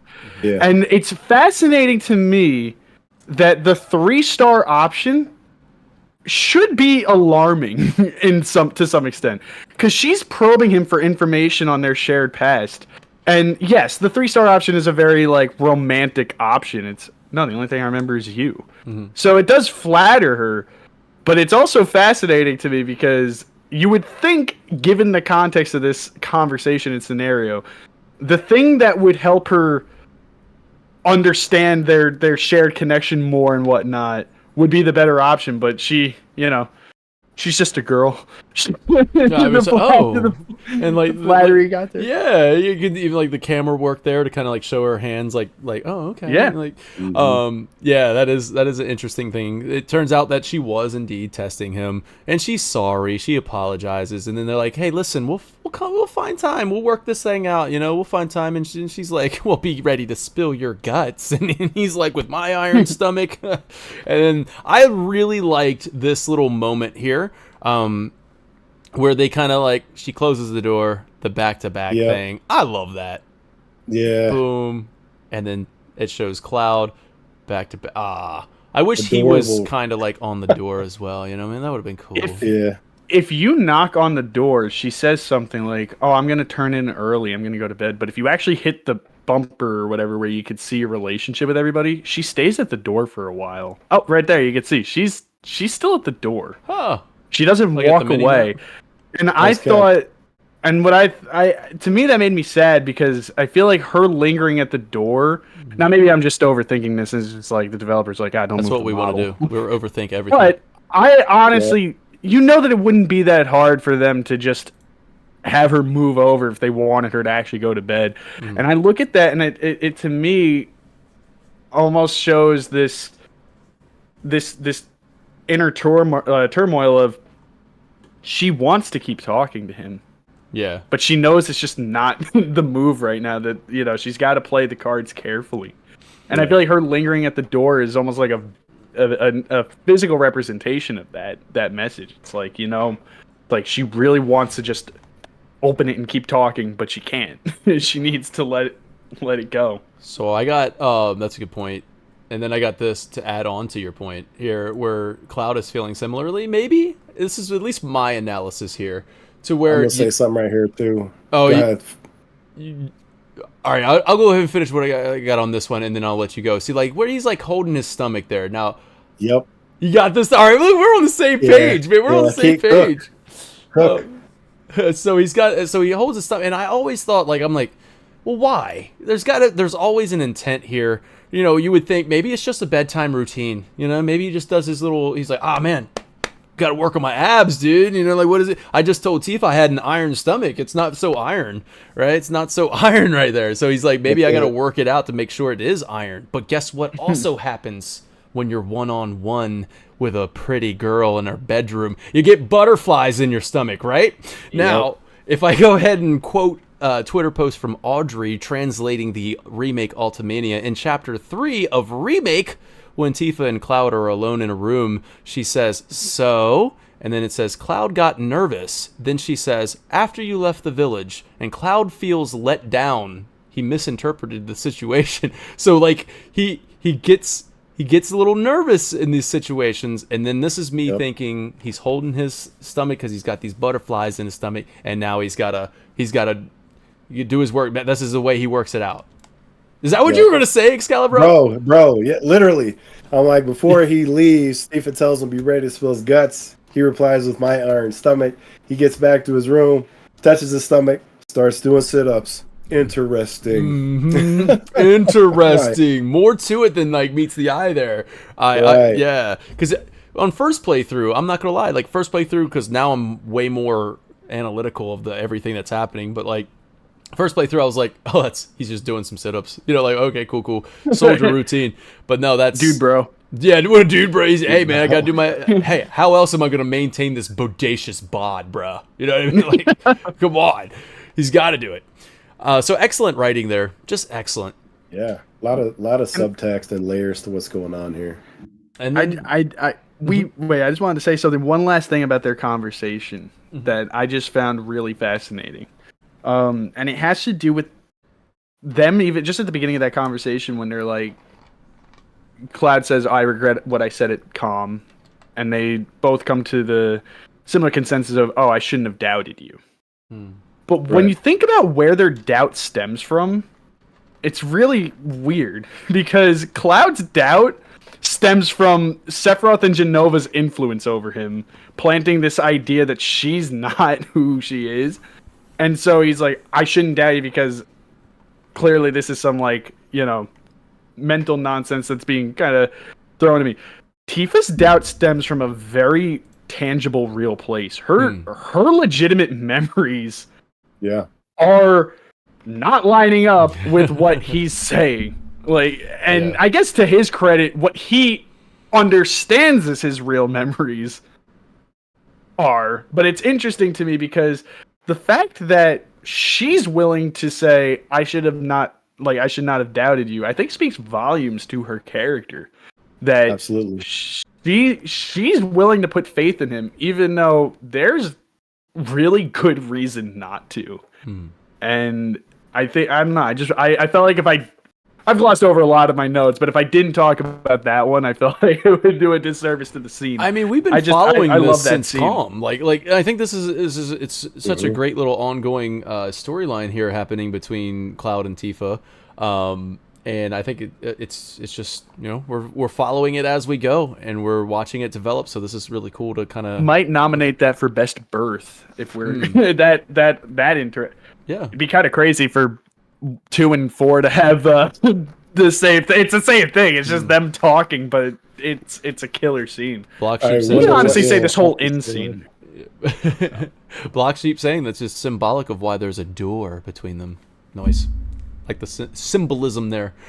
So the next morning, Cloud's going to wake up and Yuffie's going to come charging into the room. I'm just going to kind of go through this one real quick. I think the rendition of Yuffie's theme here with the drum and bass, it was up there on my nominations too, but I settled with it. Is that carried over from Integrate?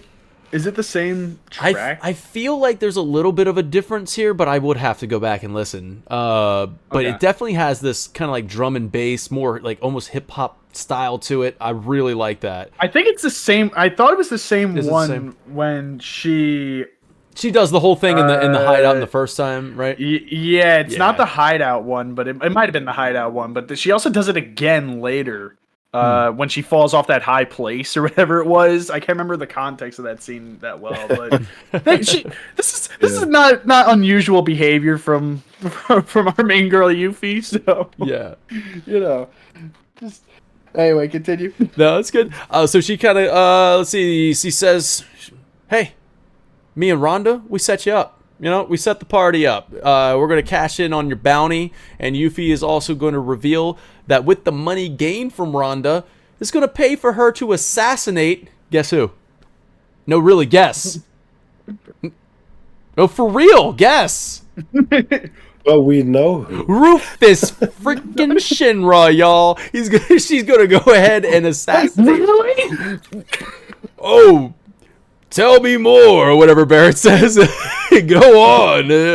But anyway, this kind of plays into the similar situation from the OG where Yuffie betrays the party a little bit, right? We're going to get that little bit of a taste of that in this chapter. I don't know if that was the intention of this, but hey, she's here. She's setting up. She's going to be the assassin to take out Rufus Shinra. I think this, once again, an excellent brand new storyline that I will praise. I think this was such a freaking great thing. And we're going to talk about this next week when we go to part 2 in the Upper City. One of my favorite scenes in the entire game, y'all.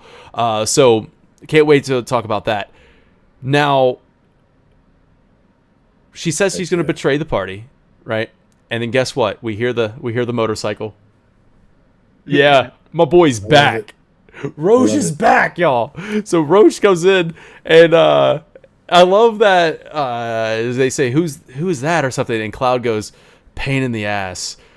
Now, is this possibly a fun callback to remake because it was the same scene where they meet Roche that Wedge got bit in the ass, right? Like, is that like is that it? Like, that's funny. Yeah, it was, maybe it is, maybe it's not, but it's still funny either way.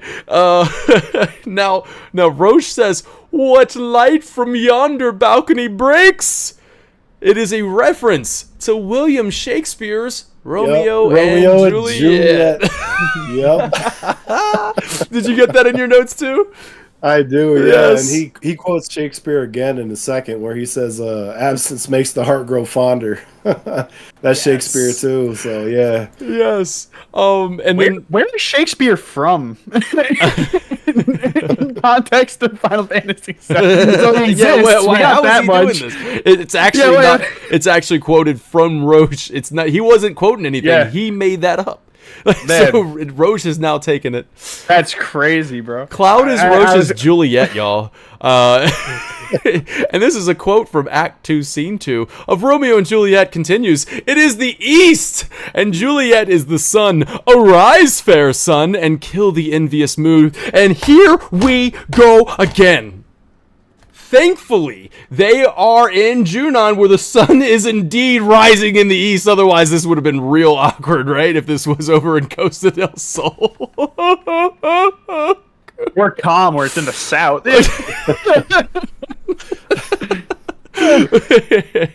Now, it's cool. He references Romeo and Juliet, seeing how Roach also references another historical writer, Roman poet Sextus Propertius. What's his name? Propertius? Am I saying that right? Sextus Propertius. When he says that was actually Sextus when he says certainly the heart makes the grow absence certainly makes the heart grow fonder. I got that one. I pulled it from I don't know. I pulled it from that. I don't know. Sextus Roman poet. It's also in Merchant of Keep Venice. saying Shakespeare, Sextus many times as I can. Sextus Preparis sounds like a really bad pickup line. Sextus Preparatus, y'all. Yo, you better Sextus Preparatus. I'm gonna tell that. I'm dropping that on my wife tonight. You better Sextus Preparatus at midnight when I'm done with this podcast and you're half asleep. Anyway, better Sextus Preparatus up in here. I love Roche, y'all. Let me tell you. What's up, Austin? Aren't we a team?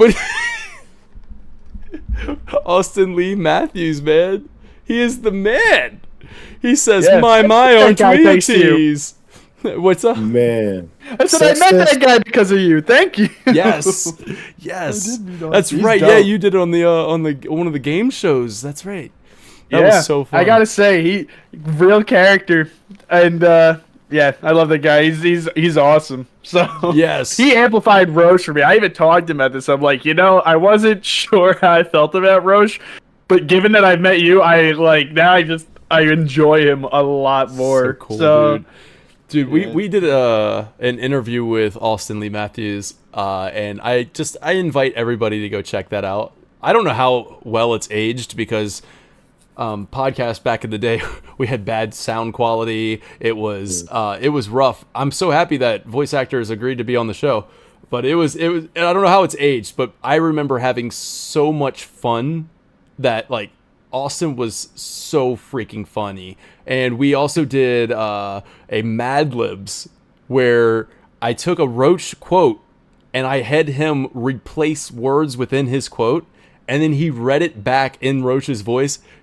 I'll see you at church, you son of a gun. Like the way it's so funny. Yeah, he seems like he goes against what you were talking about a couple episodes ago. Where don't ever have ask a voice actor to. Yeah, it seems like he's just like, screw it. I've seen him do other fandom things too. He's great. So awesome. I'll tell this story real quick because I think it just speaks to his character. He's awesome. When we ended that game show together, Dad, and we were the last two in the call. Everybody else disconnected. I just had a very brief convo with him. Very cool, just awesome guy. And then right at the very end of the call, he goes, "And don't you forget." And then he just hung up. He just hangs up, and then I message him. I'm like, what? Like, I think you cut out. He goes, "Oh no, I just like to end calls like that with everybody." Got him. And don't forget, and then that's it. Yeah. Don't you forget. That's so great. Barrett saying, "You got some weird friends, man." That made me laugh too. Oh man, what a good moment there. Good scene. Good sequence of events. Now, Rhonda comes up and pays the party a portion of the bounty left over after paying Yuffie, and this is her way of just saying, like, hey, I wasn't going to leave you high and dry. It wasn't setting you up. I had a plan. I would have had to improvise. Well, it was a setup. Yeah, I guess it was. He's like, let's not gloss it up. Hey, I need hair. Hey, don't worry about it. Define setup. And I mean, a portion of the bounty, $5,000 is 1% of 500. $5,000. That's what I was thinking too. 1%. Come on, man. No, granted, we know what she does. Yes, exactly. Yeah, we do, but still, $5,000. It's like you almost got me. You almost got us like killed or captured. Took all the risk. $5,000. She had to pay Yuffie, and she had to give her the side quest up later. What is it? I think. Funny. Where did I put that? Or where did Jackie put that note? I said something interesting. Where I was like, Rhonda. Bigglesworth, what the hell did I just walk in on? Okay, so I think it's funny that Rhonda does seem to like Avalanche, and she seems to like Yuffie. Yeah, I don't doubt that she likes them, but she's not above using them for her own gain. She has no reservations about she needs using. To do what she's got to do. No, well, that's just it. Like it's a weird line because like clearly she sees what Avalanche is about, and she can agree to that. But like, hey, Terror the Deep showed up. Shinra's Most Wanted. Go take care of it. It's fine. Oh, hey. Yeah, I'm gonna set you up, and maybe if it was in the stars, I could have got you out of this. But there was a very, very clear threat to you, and I would have had to improvise, I guess. I don't know what I was gonna do necessarily, but I would have got you out of it. Yeah, I just find that interesting because I just love characters like that in general. Yeah. Ones who do seem to like you, but also aren't above, or I guess aren't afraid to. Use you. I mean, it goes to show where she's coming from, man. Like this town is, that's been the point Junon's pushed to. Yep. That's where they need to preserve themselves. Yes. Great point there. So they want us to go, or Rhonda wants us to go talk to Priscilla, or no, it was Yuffie that said, hey, Priscilla knows a way to the top, or go talk blah, blah, blah. We're not going to do that right now. Let's talk about some side quests. Quests. Oh, yeah. I love that. Oh, yeah. Okay. This is the only accolade thing. Well, unless we're counting something. There's no side quest proper upstairs. There is side content. Like, you know what I mean? But there's no... As far as what this game defines as a side quest. Like, I know in Chapter 1, count, I guess you could count upstairs. You could count like assembling, because you don't have to get all of them. Optional. Yeah, it's optional to get some of them. But yeah, I guess you're right. Right, but as far as like what a side quest proper is, it's like how in Chapter 1 we used Tifa's house as the side quest, even though it's not. It's listen, we were. It's like Mithril Mines where there was nothing to do either. Like right, shooting rocks. I dropped down and got that chest, and then I climbed back up the ladder. That was optional, dude. I'm not here to talk to you, Barrett. I just want your chest. I just want your chest. All right. You better sex this preparatus up in here, Anyway, let's get into side quests. I gotta look this guy's name up. Sextus Preparatus up in here. That's my new line. Dude, why are you looking it up? That's his name, regardless if it isn't. It. Yeah, that's it now. Sextus Propertius. Propertius. Not as cool. No, that sounds wrong. Sorry, bro. That reminds me of that song OPP from back in the day. That's what I think Sextus Propertius is. We're going to move on from that. All right. So what side quest we talk about first, Stuck in a rut. Yo, this is the one where you deal with Wainwright. You got the sleeping man making a good return. Thank you for telling me the name, because I forgot to write every single one of their names down.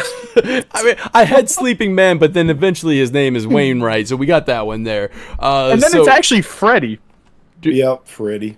Oh, okay. His name is Freddy. Did we learn when Freddy? we meet him, it's Wainwright, and then he's just like, "Oh yeah, I'm Freddy." Actually, I'm Freddy. Like, all right. It's like, But who the I fuck thought your are name you? was Wayne, right? Ah! Yeah, low hanging fruit.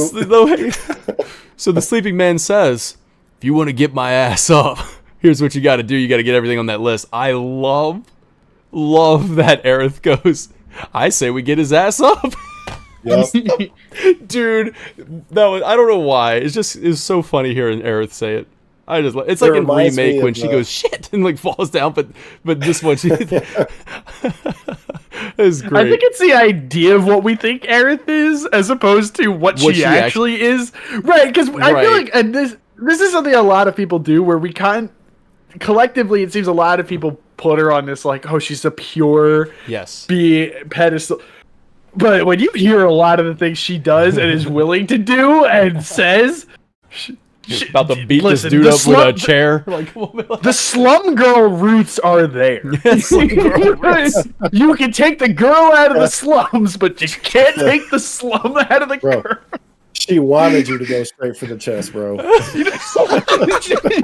She's like, I want it one more time. She's like, I'm sexist preparatus up in here, y'all. One more time. Now, look, listen, this guy, that was a highlight for me when she says, I say we get his ass up. That was hilarious for me. I was noticing around this time when I was being super analytical, I was like, maybe this dude's depressed. You know what I mean? He's laying around, he's sleeping all day. That's why he's sleepy, is because let's gather all the information that surrounds him. I mean, he was part of the war. We find that he was in the Chocobo Cavalry. He fought alongside the Chocobo Ranch guy, Gabe. So we get to find out Chocobo a lot of Cavalry this. Just sounds cool as hell. Dude, reminds me of Final Fantasy X. So, it reminds me of 14. I think about the intro cinematic for A Realm Reborn. I don't know why. That's where my mind goes. And it makes me think of Tactics. Oh, nice! Look at that. Yeah, everybody's got a Chocobo Cavalry. Man. For real, man. Yo, chat. Leave in the comments. What's your favorite Chocobo Cavalry? What? Fire away! I want to hear them. There you go, Dad. Engagement. Yeah, that's what we want to see. As long as if all the comments are just Chocobo Cavalry, I'll be like, at least they watched 2 hours into the podcast. That's true. They watched 2 hours. That means they were invested. That's your 2 hour code word. If you made it this far, just drop Chocobo Cavalry. Yeah. If I could do giveaways or something, I'll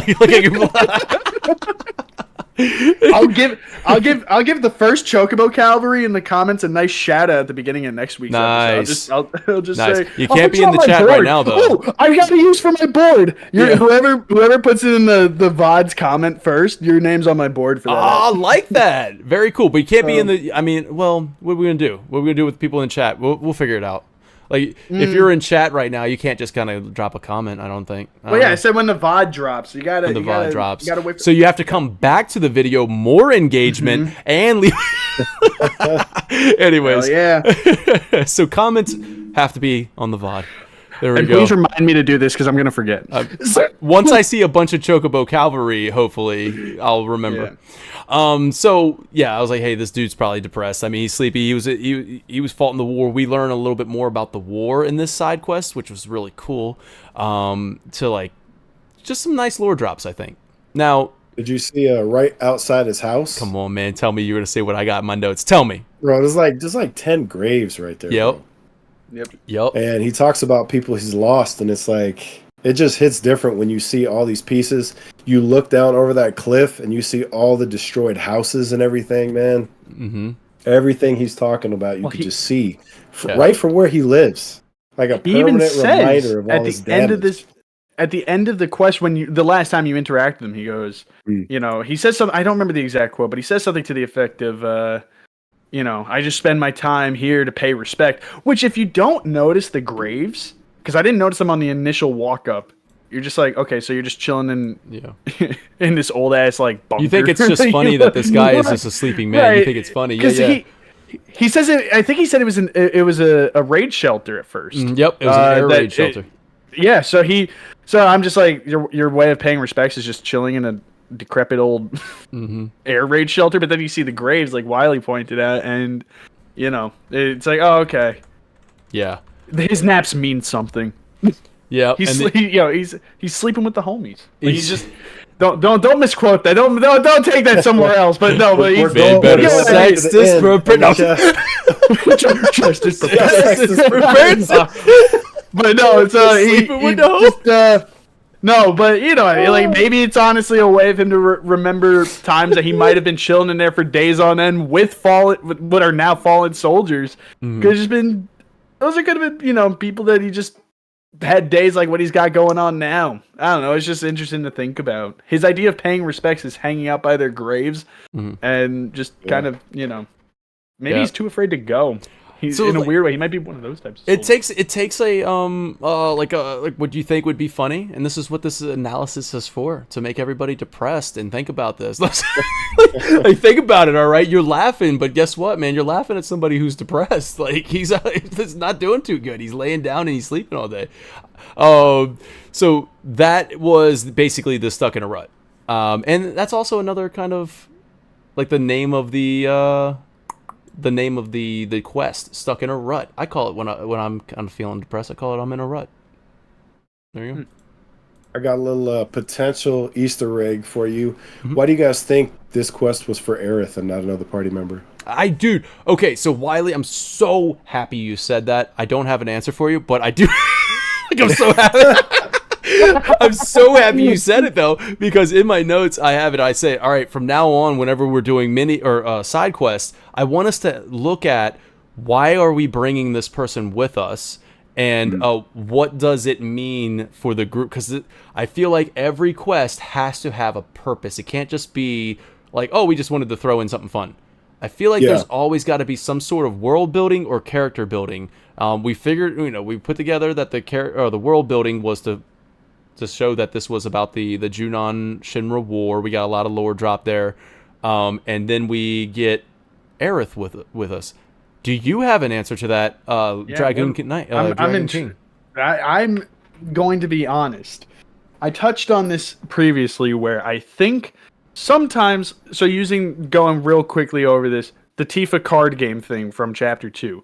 I think sometimes there is a point where it feels natural to me to have quests that don't exactly feel tied to the character, but their involvement adds something. Whereas some quests, it feels like it's thematically connected to them through and through, like the Aerith Flower quest of Chapter 2. Like, that's just got her written all over it. As far as this quest was concerned, and I kind of want to touch on this actually in a different side quest that we'll go on later, but it has something to do with Aerith's character. A lot of this chapter is going over, I think, Aerith's... I don't know how to put this in context to the question here, but she's so eager to explore and learn about things, but she's also dealing with a lot of homesickness. So that was the only real comparison I could make here, but it doesn't feel like it's too terribly tied in. So Wiley, what have you got? What are you cooking? I got y'all. Bring us home, baby. Y'all ready? Did you guys play Crisis Core? Of course. Yes. Did you perchance take Zack to help Aerith build a flower wagon? Oh, okay. Yeah, fan service. It's just a fan service. Little callback to the wagon in that game. So okay. I like what you're going with that. Now you're building a wagon for another guy. It makes sense that Aerith is the one. It just I did this, because I played Crisis Core right before this game, right? Because it came out, the winter. Yeah, the reunion. So okay. Yeah, they wanted you to play it for sure. Yeah, and so I had to 100% it. Had to get the plat on that. And when I played this, immediately I was like, we're getting these pieces for this wagon. It came to mind immediately. So yeah, that's cool. I'm not saying that's it, but I can't be the only one that thought that.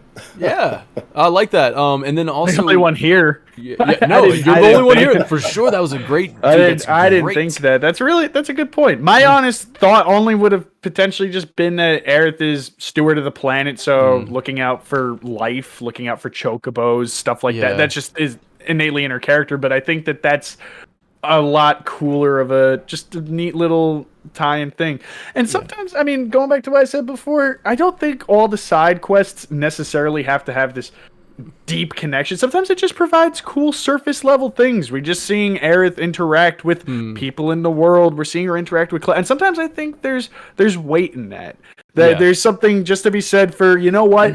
This doesn't need to be a deep introspective moment with the character. It's, hey, she wants to help out the birds. Oh man, you're gonna love my breakdown of the little frog side quest in a minute. Oh, let's go.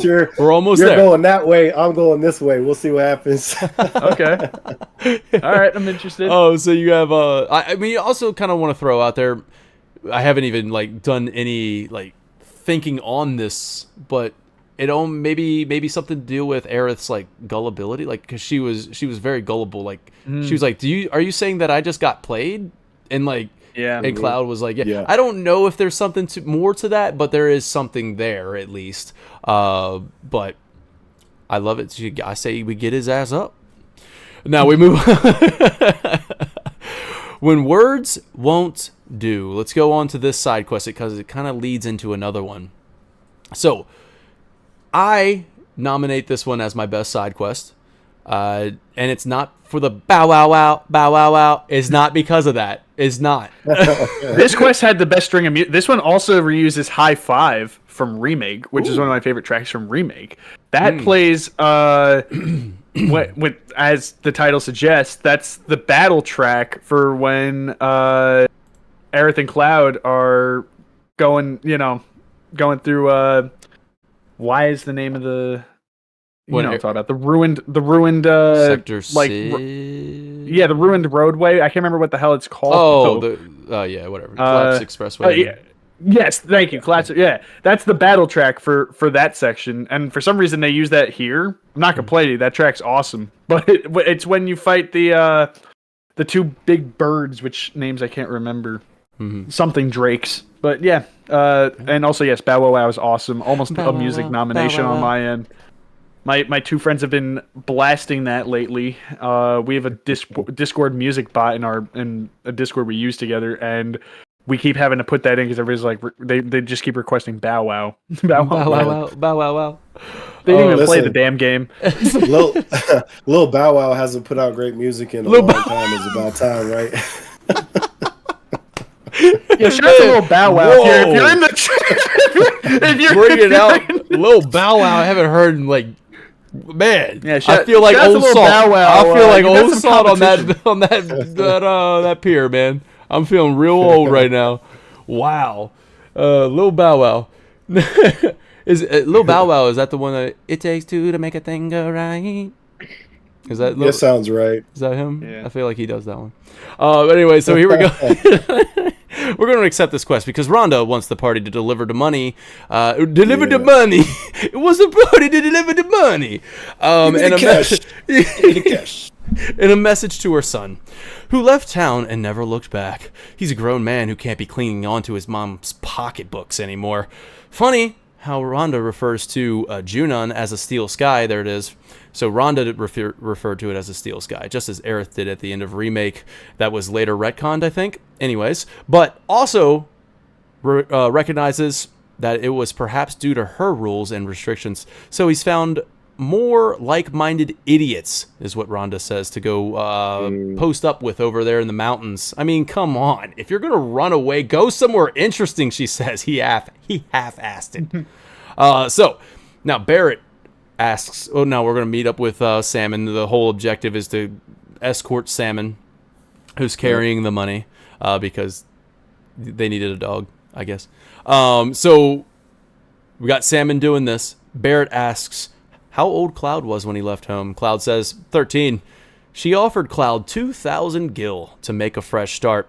The 2,000 gil reference comes back around. Love to see it from the Mithril Mine. So this was cool. Barrett says, guess moms are the same all over. Referring to how Rhonda is sending them on a mission to deliver money to her son for a fresh start. Cloud turned the money down, though, and Barrett calls Cloud sentimental for still setting his merc price at $2,000. Really cool. Yep. So why is Barrett the main companion in this one? Well, not only does Barrett give you one of my favorite Barrett moments here, man. I freaking love this dialogue here, especially coming from like I'm a dad. You know what I mean? Yeah. So this stuff hits, man. Yes. This stuff hits. Yeah, I'm not, but it still hits. God, man. So Barrett cherishes family over everything, and I think that was even in one of the Ultimania that was like his character description, something along those lines, or at least he cherishes Marlene over everything. So we get this really heartfelt dialogue from Barrett. So as far as the side quests go, man, this is some of my favorite. He talks about how some parents want their babies to never fly the nest, but he wants Marlene to soar. He never wants to hold her back. Then Cloud scoffs and says he would keep her all to himself. Then he follows up with saying that's what scares him, though. So Barrett I love that there was not even a flinch of like denial. Yeah, that's what scares me. Yeah, he's like that. And see, that what scares me. Like, he just immediately just was like, yeah, no, you're very possibly right. And Cloud just like harasses him this whole time, man. Cloud's response to everything he said, just picking Barrett apart. Yeah, and it's almost in a friendly way though too, right? Like he just it's so cool that you get that they know each other so well now. Again, I mean, like I said, like, we're following these characters on this reviewed and ranked series, and we're analyzing it and stuff.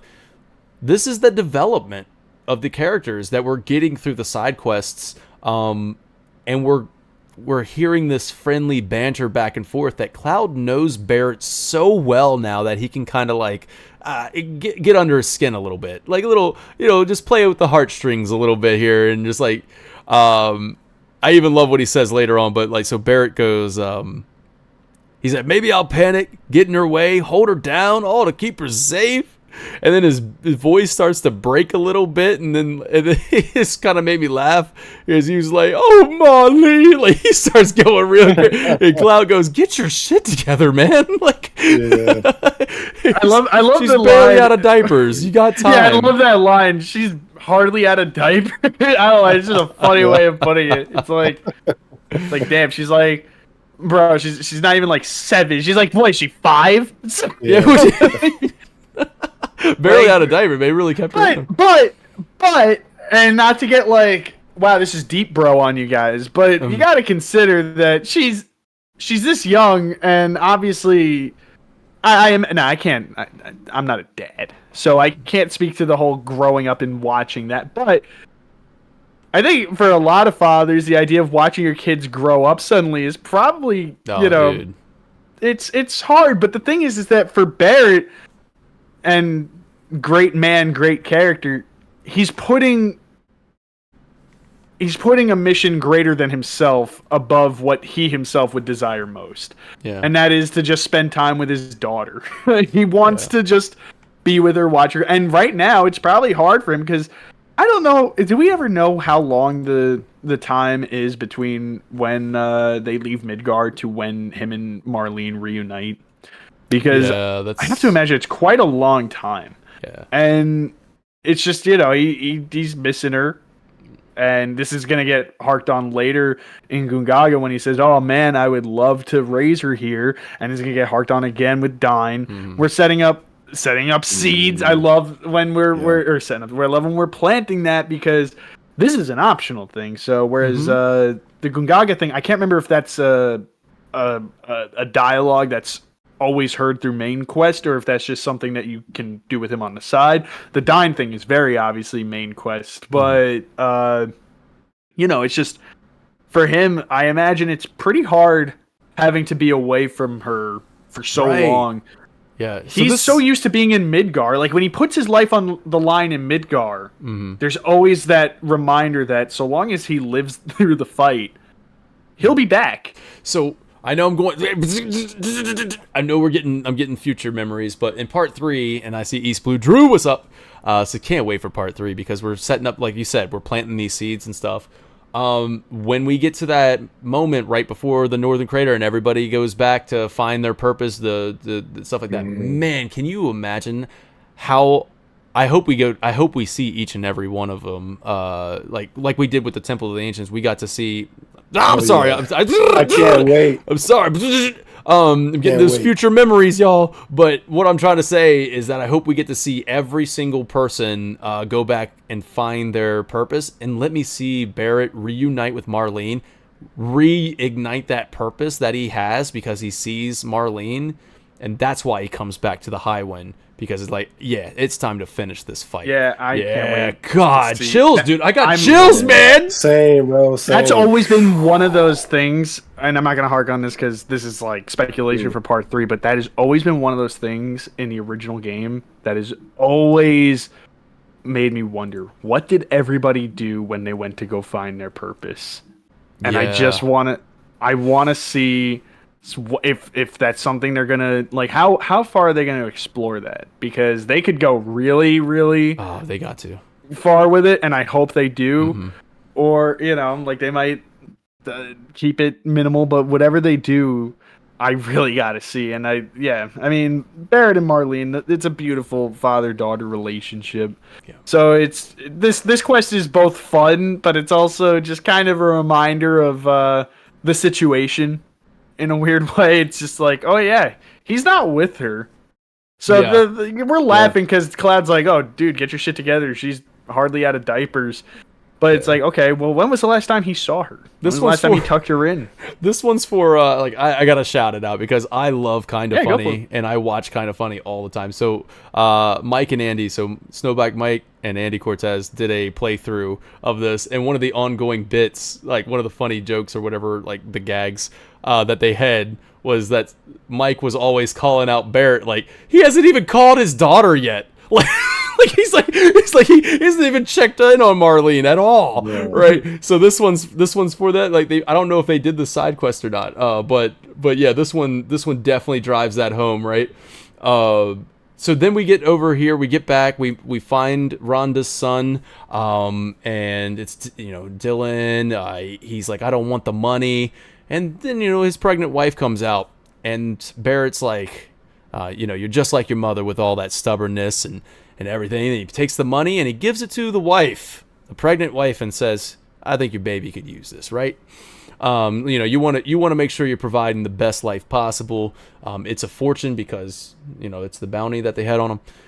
And yeah, I feel like this was a great side quest just because everything meshes so well. Barrett is your tag along character for the great reasons.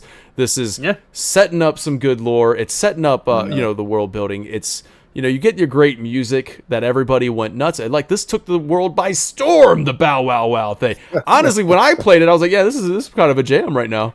But I wasn't like going nuts over it. Everybody went nuts over it. So, and I'm still pissed it's not on the official soundtrack. And it's not even on the official soundtrack. Why? That is why. Neither version. It's not even like we're missing only the I like the battle version more. But it's not even like we're missing one or the other. We're missing both. Pow wow wow. Well, I just know that they're probably trying to save it for the Rebirth OST Plus, because then you can promote it like, hey, here's the number one single, the hit remake? Single. Yeah, they did Remake Plus. They did do that? Okay. They could be like, hey, this one has Bow Wow Wow on it. Everybody could go buy it. It's the number one hit single. Like, all right. I already bought the first one. So Toby, one of Dilster's idiot friends. Well, hold up. Oh, wait. Okay. Can we pause right quick? Yeah. So this was also my favorite side quest. We said a lot about it already. Mine too. Just gonna throw that out there. Okay, it was there was one thing that you said that I want to maybe provide a little bit of depth or insight to. You said this was about family. Yeah, family. And so you guys said almost everything that I had notes on already, except one thing here. So check this out. There are so many different familial relationships in this quest. You have Cloud's commentary about his mom. So you have an orphaned child, right? You have Barrett and Marlene. You have an adopted child, okay? You have Rhonda's son, Dylan, a grown child. Right now, y'all. You have the unborn child, Dylan's baby. And then you got the fur baby, Salmon. All in one. Fur baby. It's literally like it's just such a smooth way of like connecting to the player of like maybe you have a child or maybe you have a pet or maybe you're older or younger, you have a baby on the way, or you're thinking about a baby, or you have a friend that does, right? That's Barrett. That's what Barrett represents. Yeah, I mean, sorry, no, continue, bro. No, yeah. So all I was saying is basically it really provides a smooth platform, the side quest, to just relate on multiple levels to hopefully what Barrett's going through, right? But they give you so much perspective from beginning to end, and I just thought it was cool how they did it. Yeah, I mean, that's a really good point actually about like all the different. I mean, and even how people evolve with their family dynamics. I mean, Dylan was Rhonda's baby for a long time. That was her boy, but now he's left the nest, went to the crow's nest, and now she has that fur baby that you're talking about. And dude, Excalibur, did you hear me when I walked in? Yeah, we heard you. Excalibur cooking. I love when the point is so good, Dan just walks away. It's always one of my favorites. It always makes me laugh. The kitchen's yours, man. Cook it. Yeah, the kitchen's yours, bro. Like that was great. I love that connection, man. To cap off your point, and I think it's just sweet that Barrett is acting as the mediator for he's the reason the point gets across. Because Dylan, because it's just like Rhonda's giving him the money to give to Dylan. Dylan doesn't want to take it because he doesn't want the help. But then he's like, well, I do want to provide better for my kid. And that's what Rhonda's doing the whole time. She's trying to provide better for her kid. And it's just a sweet... And Barrett's the reason why. Because he uses the kid as the example. It's like, oh, well, if it ain't for you, here. Gives it to the pregnant mom and says, okay, you're going to need that for the baby. Because everybody...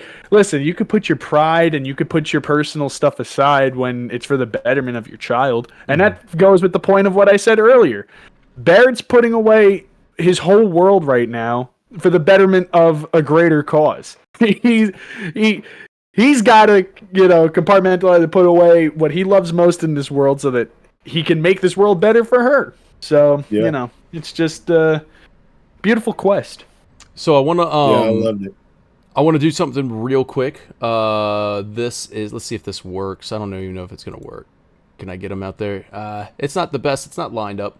But this is FF7 music with some... Hey. I wonder if this is going to work with sound and everything. Hey everyone, FF7 music here. I'm going to talk We a can't little hear bit it, about but I'm assuming they can. in Chapter 4 of Rebirth. Yeah, they'll be able to hear it. Not quite as much going on here as there was in the previous chapters, I think, but there are a couple of interesting things. First of all, I want to mention an unreleased theme that plays near Wainwright's hut. If you're doing that first side quest with Aerith, and it also plays on Condor Hill. I didn't know this. I found out fairly recently that the Fort Condor music is actually in there a little bit, which I thought was pretty interesting because it's a very serene theme, but it works really well. The other big thing I want to talk about is Roche's music, because this is the first time we actually hear his leitmotif in the remake trilogy. We first hear it outside the Junon Inn when Roche, arrives. There's a really sick guitar riff that plays during the music when the cutscene actually begins. And that's his leitmotif. You'll hear it again in Ra Ra Roche, which is his boss battle theme. And then the music that plays afterwards, I don't think has his leitmotif in it. But I just have to call it out because it is a really, really moving theme. It's pretty simple and kind of ambient, but I honestly, I love it. And then of course, Chapter 4 has Stamp, which everybody loves, loyal little Stamp. So I really appreciate the new arrangements of his theme. And very easily missable, next to Rhonda, when you're accepting that side quest to escort Salmon, Shape of My Love is playing on a radio. We only have like a full version of the Japanese language. But if you listen to the lyrics of the English version, it pretty much reflects everything in my soul because it's basically just a song about loving dogs. So I think that's it for this one. I will catch you guys next time.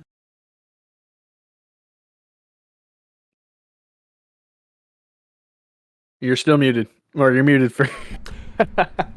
Hi.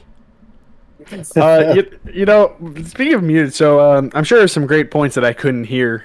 No, It didn't dawn on me until just now. I could have watched it on my phone. Well, he basically is saying some cool things about. I should have done that too. Yeah. But he does throw in like that last little bit there, which it was good. Where the song that plays on the radio is about loving dogs.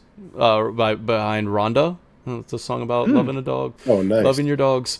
So, anyways, we're gonna keep moving forward because Toby. Wiley, we got to do that in the future. What's that? Yeah. If you have us silent for whatever you're presenting,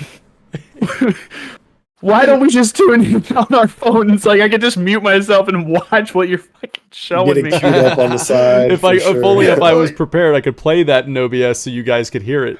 But I'm not prepared. I only spend like hours and hours and hours every day. It's only episode 4. We've only had this issue each episode. Listen, I don't know about man. you guys, but I don't promise any more polish by the end. I'm just gonna do my best every episode. Exactly. There's That's already all it enough is, work man. as it is. So Toby, one of Dilster's idiot friends, fanboys over Avalanche, and asked them to chat. He says, Yeah, wait. He says, "Let's go to my office," and then walks like 200 feet into just nothing. I just thought that was really fun. He doesn't take him inside anywhere. He's like, let's go to my office and chat. And then he just walks you down the path. And he's like, all right, here's my office. I mean, coming it actually made me laugh. Coming from the guy that calls Dylan the Dilster. The Dilster, bro. The Dilster. That really got me, and I don't even know if it was something that they intentionally meant to be humorous, if it was just like a throwaway line for him. But I'm like, all right, let's go to his office. I thought it was just gonna be like some like shithole shack that he just like threw together with some tin. No, it was literally just here. This is his office right here in the middle of This is his office, man. Step into my office. Hey, yo, check this out. What are the chances? I don't know about you, but I think fate brought us together, confirming that No Promises to Keep is in fact about my man Toby here. Talking about great catch. Thank you very much. I won't say that it was. All right, you know what, guys? It's been fun. You know what I mean? But look, could it be chance? He says it right there. It's all there. Dude, that plays so well into the lyric where she's like, "This is till the day I meet Toby again." I never understood what that lyric meant. Confirmed. Just like that, bro. Till the day I met Toby again. The Dilster, bro. I bet Dilster. Oh, man. So listen, this side quest, I don't feel like we need to talk about too much, man. Look, there's the Merc of Junon is out there. It's freaking Kyrie. Cloud brings Red along. So this is another the one. Banger song. If you guys have notes on this, please fire away, because basically the best part about this is when Kyrie says, "What's your catchphrase? Tall, blonde, and not interested." That was funny. And then Red going. Like Red, sorry, allergies. That was hilarious to me.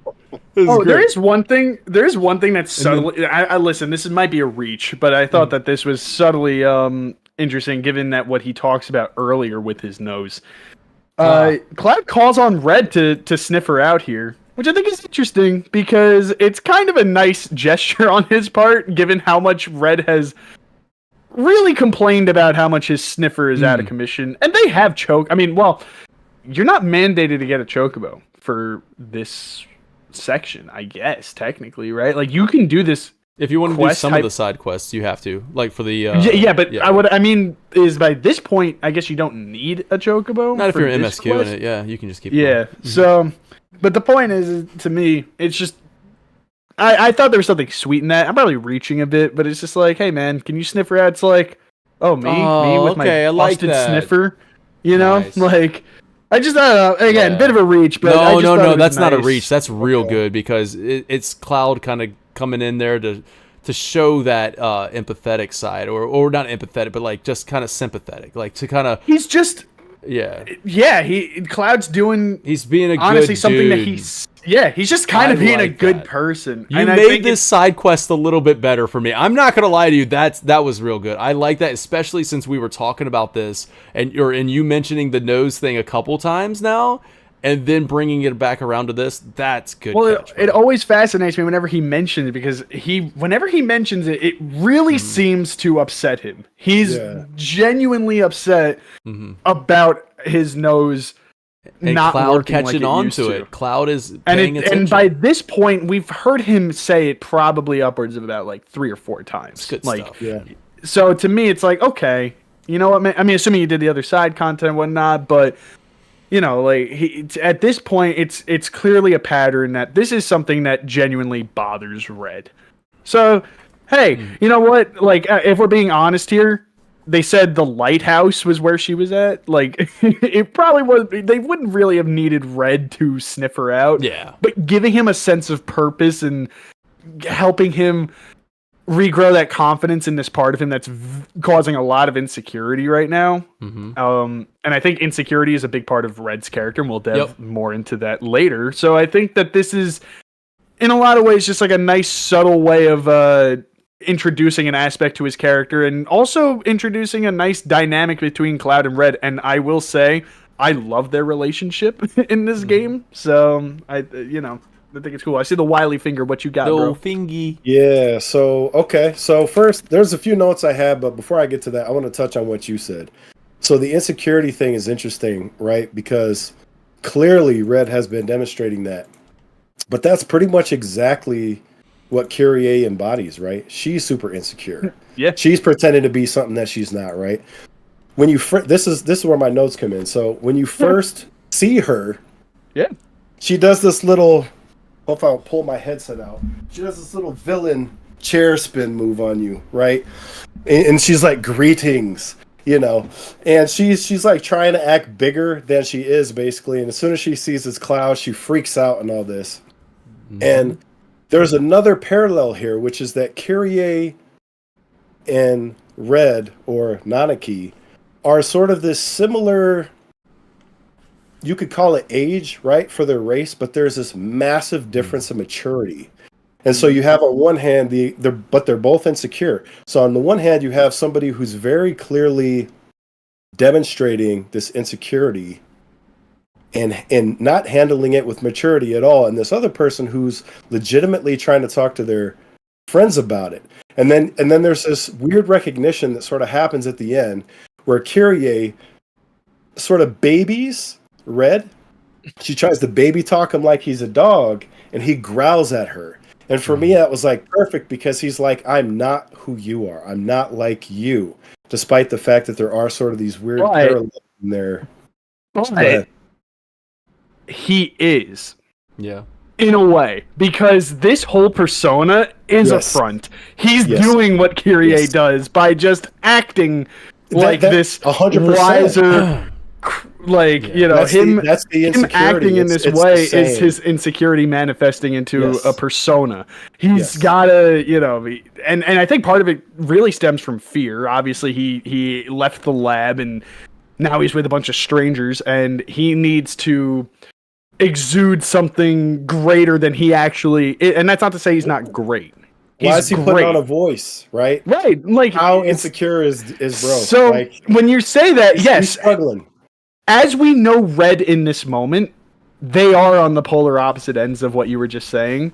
But when we peel back Red's layers, it's actually, they're very similar, Kyrie and Red. They're both putting on that front. This is new. Dan's changing his accolade. This is dude. I love dude. You guys are awesome. Thank you so much. This is why you're on the panel. Listen, I love it. These side quests, man, they know what they're doing. It's good. That was the thing. Like when I wrote this note, I'm sitting here like, ask the panel if they have anything on this, because I'm like, like I said earlier, we need to find out why they're the accompanied party member. What is it doing for the character, and what is it doing for the world building? But like this, you guys answered that S tier. That was really great. All I got out of it was Avril Lavigne. You know what I mean? I got Avril Lavigne's new Merc in Town. You know what I mean? I know it's Avril Lavigne, but Avril Lavigne is what I like to call her. You know what I mean? That's all I got out of it. Sextus proprietor. Sextus preparatus, baby. Sextus preparatus. Come on, you know I haven't forgotten. I haven't forgotten because let me tell you what, I am using that move. I'll let you boys know how it goes. Yo, Richard Stolz, thank you so much, man. We're getting closer, and I'll tell you what, I won't wear the hat when I shave the head. It'll be bald the entire show. I see the reason why I wear the hat is because I'm balding anyway. So you guys will be doing me a favor, all right? Guys, let's just cut the cord. You're welcome. Just get rid of it. You're welcome. Just get rid of it. You know what I mean? Stop hanging on to it. You know, sometimes you gotta learn to let go. I feel like some of these side quests might be there might be a meaning there that I can relate to. You know. Now, that was the end of the Avril Lavigne's New Mercantown side quest. All right, because. All right, this is not a serious note, but I just wanted to say I loved her yelling at them. Oh, during I saw you take that hit. Combat. Yeah, I saw you take that hit. Her yelling. I said this before. Kyrie falls under good annoying to me. Yeah. I like her character. Does she piss me off like tremendously? But she does it in a way where I'm happy. I don't think the game overuses her. I know that some people have expressed that concern. Are like, oh shit, it's Kyrie. Like they don't want to deal. I personally get that, especially since she always falls under side content. So it's not like you have to deal with her. It's just an optional thing. And whenever she's around, it's usually pretty funny. It gets a good laugh out of me here and there. Man, you guys really did a great job with that one. So we're gonna move over to calling all frogs, and I know Excalibur. Real quick. Oh yeah, go ahead. Real quick. He's like, listen, it's actually deeper than you thought. It goes even further than that. Nothing like that, bro. All I was gonna say is that I like that when the quest ends, Toby walks up. And his chocobo's got the shades and the hat, and they're all matching. And he's like, "What's up, my dude?" And Cloud doesn't fight it like he does with Johnny. He's just there for it. And anyway, speaking of which, I'm a huge fan. We haven't talked about this yet. Of being able to customize your chocobo's appearance. Yeah, dude. Like I felt like we were going to mention it. It just hasn't come up. So I'm going to say, I also think the Kyrie chocobo outfit is adorable. I went to look that up today. I'm like, Chocobo Kyrie outfit, and what came up was my freaking Reddit post from like 2 years ago when they first teased this. Yeah, dude. I love the I had that in my notes. I think maybe in the last episode we never talked or the Grasslands episode, and we never talked about side like all that. Remember we got too caught up in it and we forgot a whole like chunk of that episode. Like we forgot to do like a whole chunk of that. But I had that in my notes talking about how much I love the idea that they give you a color wheel rather than trying. This is the beauty of not monetizing and putting this crap in a battle pass. They were like, you know what? Here's a color wheel. Choose the color you want rather than, hey, if you want the yellow one, you better get lucky on your draw pulls. I hate that stuff. So this is why I love it. It's a complete game, and you're able to like shoot. Like I wanted my chocobo to be decked out with yellow gear. I'm a yellow guy. I love yellow. It's my favorite color. So I just put yellow all over him, man. And like to be able to change any outfit I put on the chocobo into what yellow. It was awesome for me. I love it. Might be too much to ask, but if they carry over these outfits and bring us more, I would just like to... I know this is a definite too much to ask. The only thing I wish they allowed us to do, because it looks weird when you have a fully decked out chocobo on Cloud and everybody else just has your standard chocobo. Oh, yeah. I would bear it. Cool. Yeah. It would be kind of cool if you could just throw... You don't have to have like the full-on level of customization, but it's like, okay, you want to put the Kyrie outfit on Tifa's chocobo, so in all regions, the color translates the same. For example, if you're in the Junon region with those types of chocobo, but the outfit would just translate onto each chocobo. That would be a cool just thing, because having a party full of customized chocobos feels much more natural as opposed to just having one dude who totally and the least likely guy to deck out a chocobo, mind you. Yeah. Cloud is without a doubt the least likely person to go and do that, but he's the only one who can do that. Man, so I love that idea. Like that's perfect. I want to clip that somehow. Like I want to find out. I just got to keep that in mind because I think I want that as a short, right? I want to get that idea out there because we want to be able to customize everybody's chocobo. Yes. That's awesome. It doesn't need to be full on like intense. Just if you could even just give it so, like I said, you want Tifa to have the Kyrie outfit for her chocobo. Every region she's in, her chocobo will have that. So if it's a green chocobo, yellow chocobo, that's how I would. Or you could just do a full on customization. I'm wondering if I lost the stream. Are we still live? I'm sorry, guys. Yeah, I looks just saw like chat it's go me. through. Okay, cool. All right, my bad. I didn't mean to cut you off. But yeah, that was. No, you're good. I just saw my YouTube studio like kind of go like, oh, something went wrong. But I guess we're fine. So Lee, to your point that Cloud's the least likely guy to deck out the chocobo, my personal headcanon is that everybody else dresses up his chocobo and then they act like they don't know who did it. He shows up and he's like, okay. Just because it's funny that way. Because it draws more attention to him, and he probably hates it. Cloud only likes attention if he thinks he looks cool. Well, you know, I have a note on this too. All right, y'all. Like that's Is it about the? It's about the flippy. It's about the dolphin. No, jump. it's actually not. It's not actually. Really? It's not. I'll get to it in a moment. But okay, all No, right. he's just saying it's not. It. No, it's actually not. Anyways, let me change my notes. Change the note. Make it about something else. I don't know. Real quick. Yeah, he did it change into a frog. So let's go over to the frogs. Calling all frogs is the side quest for this one, as frogs hop out of some pink mist and turns into kids. They're children. Old Salt's over there on the pier. I told him not to go in the pink mist. I told him not to do kids. They're children. Okay, wait. I'm 35 years old. The idea that these kids just play in this fucking chemicals that are just exposed. What are you doing? You guys And you know what? Shout out to the adults of Junon. They respect the kids club's rules so much that they don't go and That's off Hey, limits. true. it's kids only. Hey, kids This is the second. Don't go back here. Whoa, what's over there? What's over there? Why isn't Jimmy turned? Why is he a frog? He comes home. What? It's just funny. Kids don't give a shit about potential consequence. Like nobody ponders on the thought. Just Like, jump what in, if bro. can't You turn turn into a back? frog. It's fine. Don't worry about it. It'll be fine. Ribbit. You just gotta think like a frog. Yeah. Wait, I gotta say something. Jackie left a very phenomenal note. Okay. On, East Blue thinks this isn't gonna be deep. East Blue thinks this isn't gonna be a deep quest. It's gonna be. Oh shit! I lost it. Oh no, there it is. Very deep note on this quest. Ribbit. Ribbit. Yeah. I love it too. You go into the world intel and it's all like the description of the quest. Ribbit. There's no description. I love it. The kid mentions the offshore reactor one more time. Let's bring, we got to drill that into your head that there's an offshore reactor, all right? And this is probably what's causing the mist, but hey, who cares? We can turn into frogs, and it's wonderful. And we play play games, but we need it's freaking cool shit.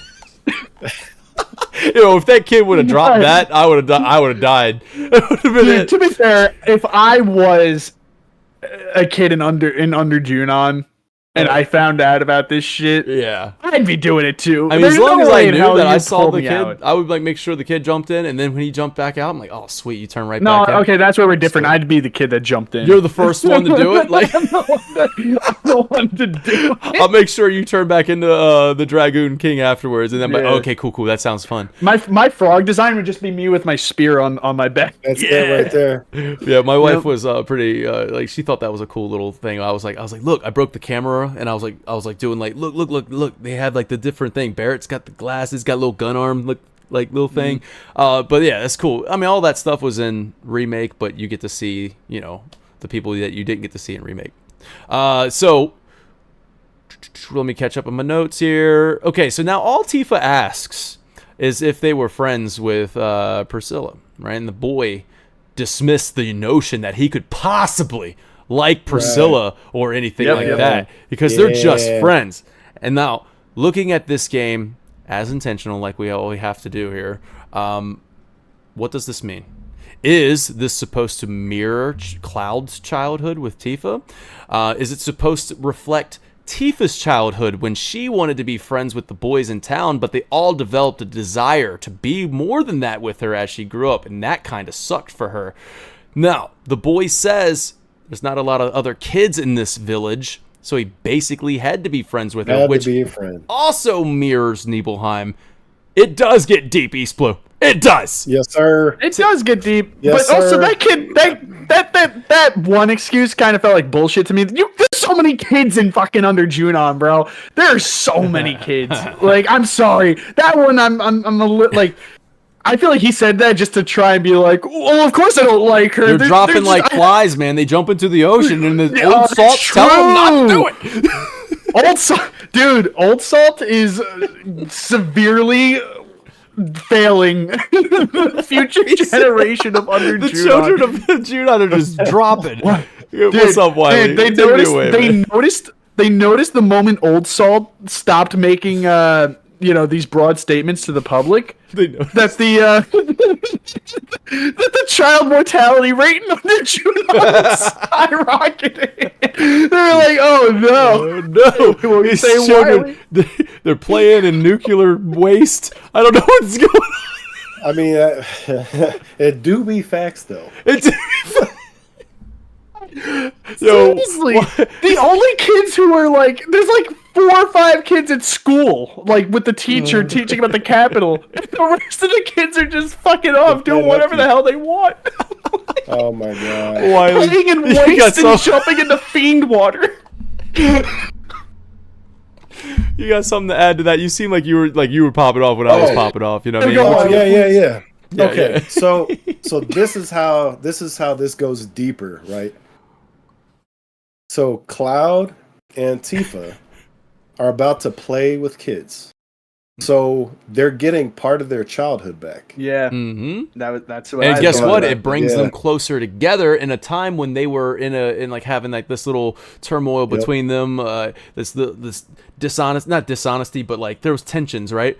And guess what brings them back is this childhood like playful nature, and that which echoes or mirrors Nibelheim when they were children. And I love it because Tifa like pushes him in. Like you can tell they're back on the same page, man. Tifa pushes him in like ribbit. Dude, I love that little push and the ribbit. Like I don't know.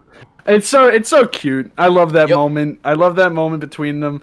It does just feel like almost this cathartic expression of like childhood. It's very innocent feeling. Yes. Yeah, it's a very sweet, innocent thing. I mean, even just the idea, and this part kind of like, this is where you have to suspend realism and gameplay.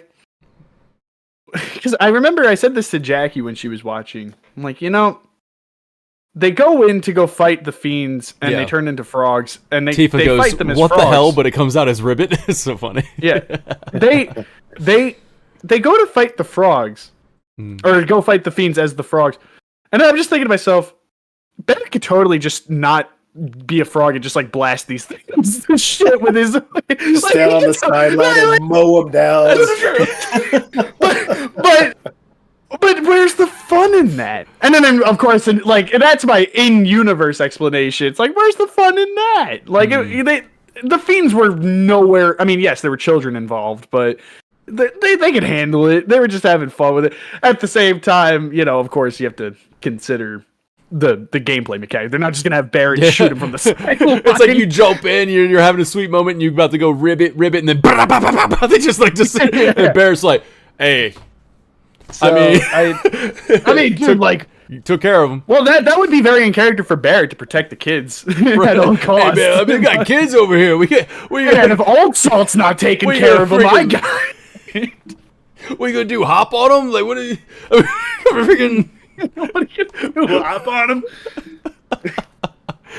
Old Salt's just he's just standing on the stairs. He's like, fuck. Good old Salt, man. Good old Salt. Junon's #1 child hater. Did you guys notice that little visual touch that right before you turn in and out of a frog, there's like these pink hearts that pop out? Yeah, cute. yeah, No, I did. Yep, I don't think I got a noticed it was sweet hearts. photo of Aerith and Yeah, Tifa no. with the hearts behind them.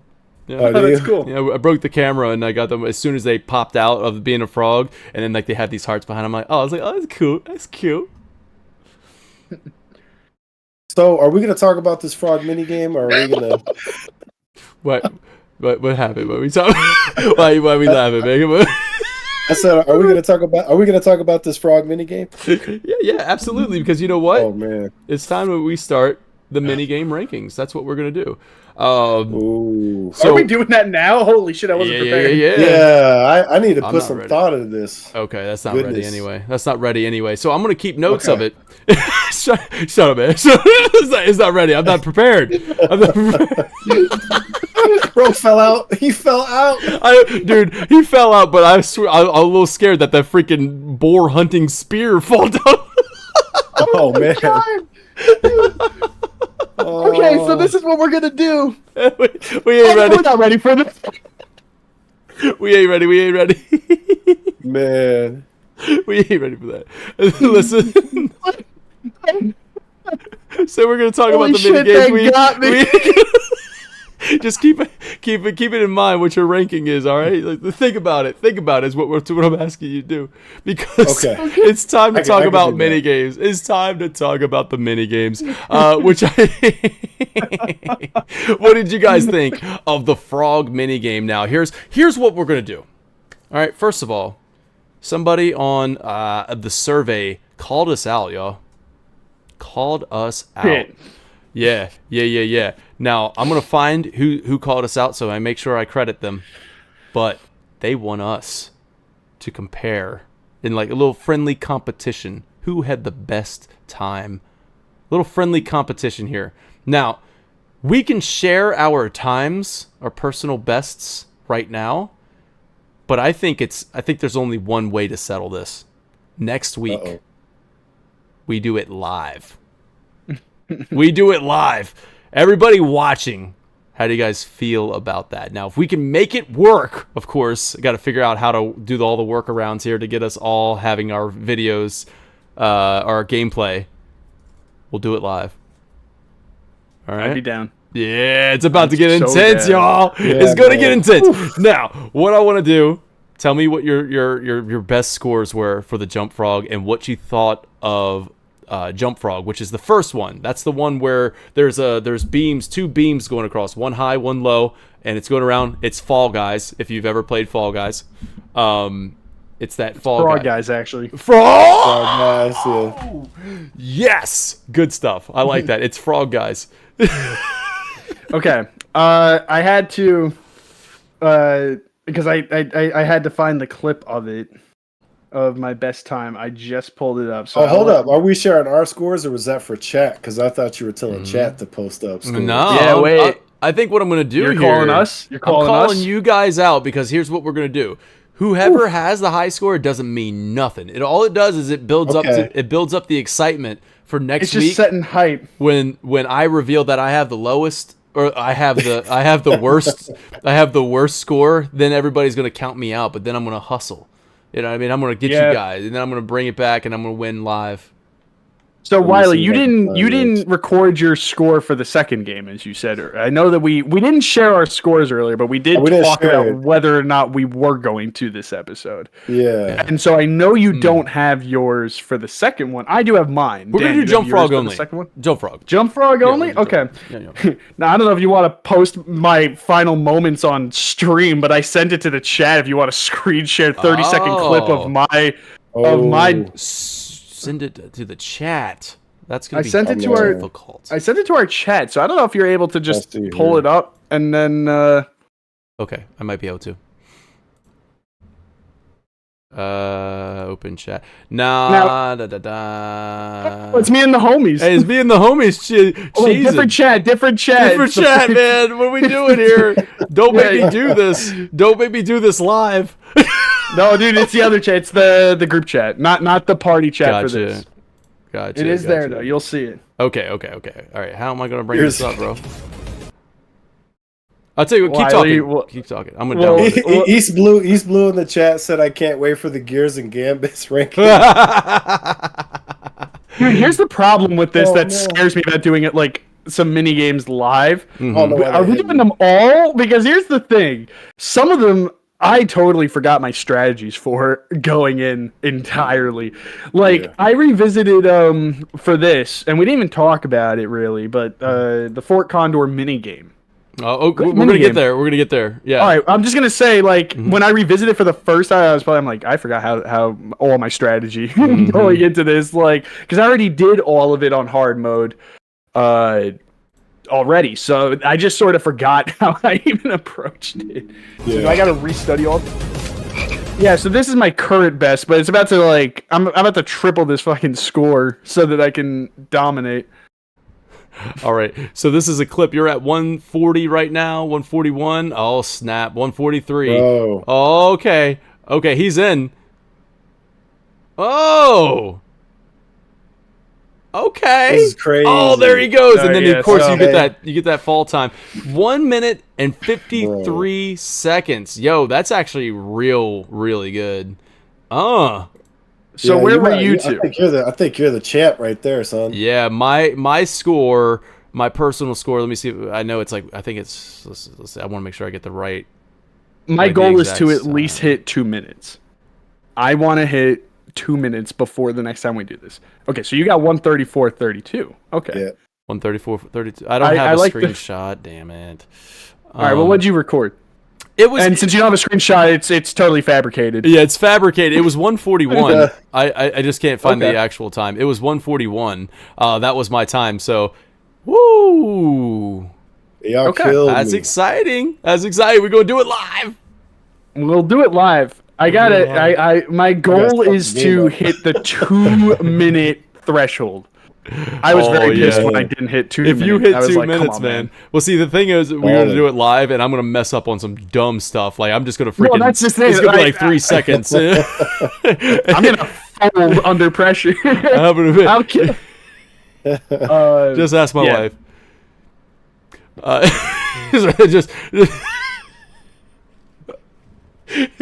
I tried for 2. I tried for 2 minutes, man. I tried.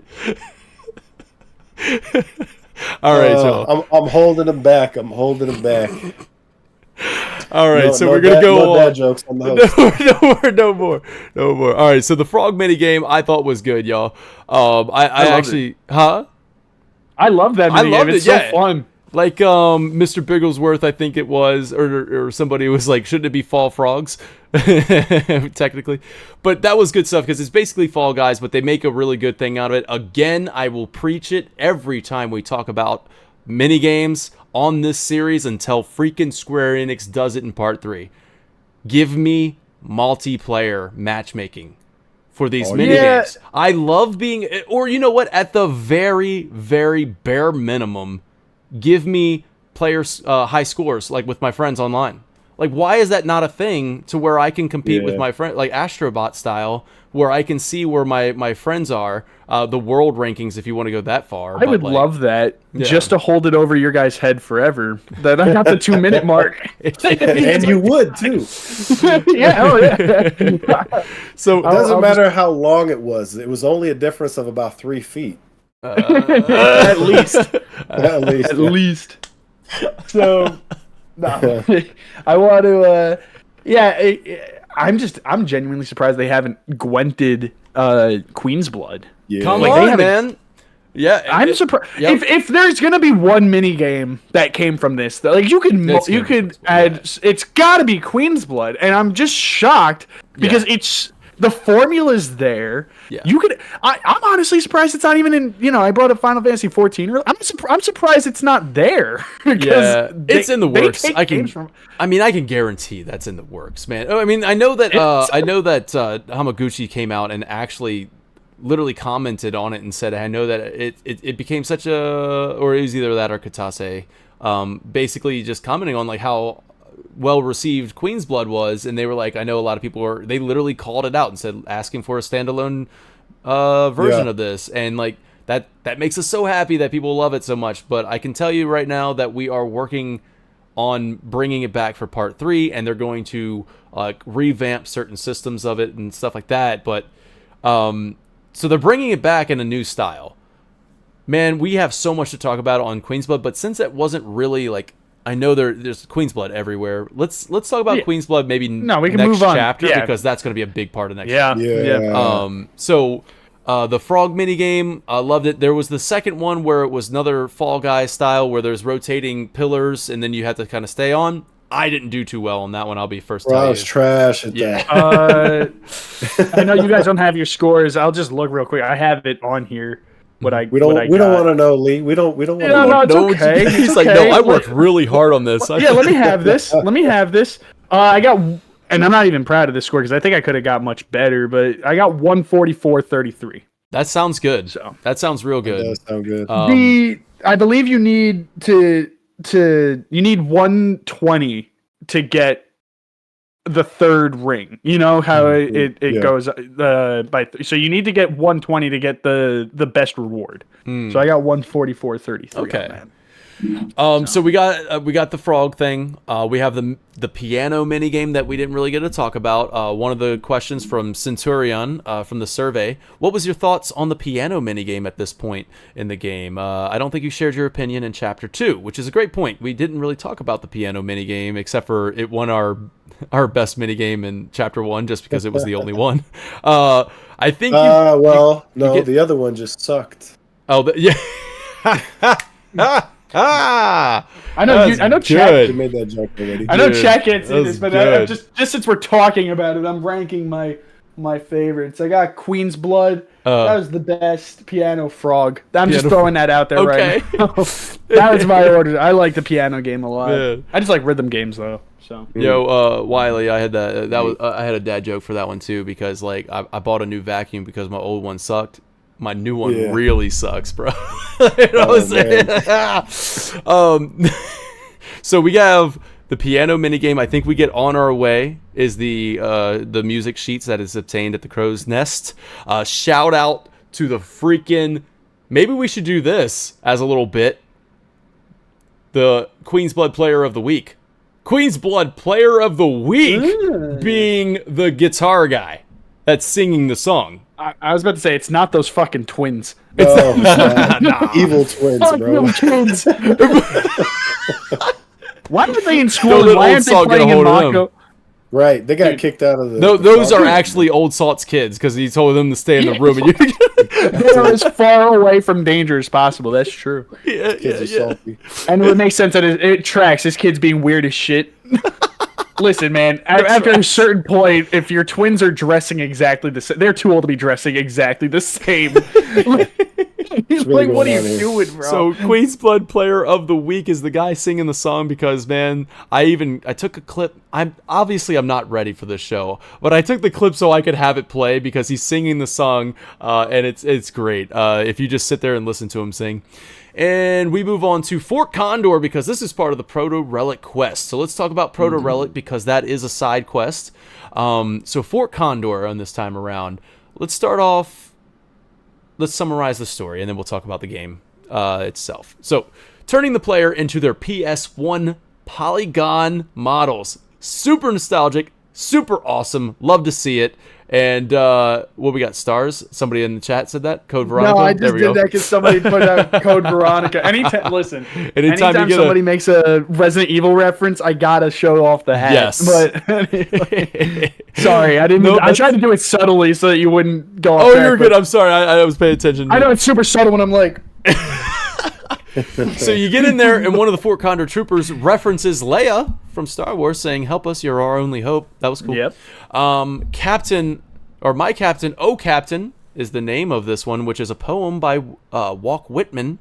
The captain being Abraham Lincoln in this poem, and the ship being the Civil War, right? Or the Civil War that was coming to an end. And it's essentially about how freedom isn't free, and victory is for, what Lincoln stood for.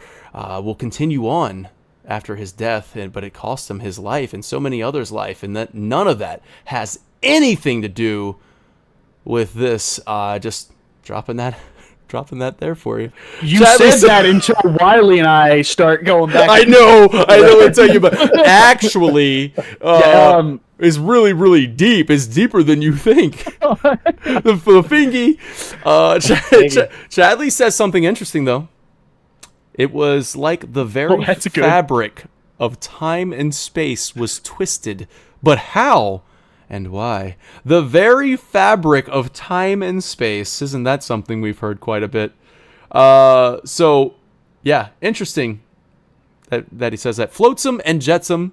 Was that a reference to the eels in Little Mermaid? I don't know. I'm digging into it too much. Chadley says, welcome back to reality. Interesting again. Seeing how maybe he wasn't in reality there. Princess in another castle. Of course, we know that is a fun nod to Super Mario Bros. Yes, sir. Now, the captain seems to have given life and free will to his pieces of this board game. Chadley remembers being feeling bound to Hojo's will and the joy he felt when someone set him free. And this is where the heart of this comes into play. As he says, it's no wonder the captain is now a symbol of hope, which is Chadley's way of saying, Cloud, you're my symbol of hope.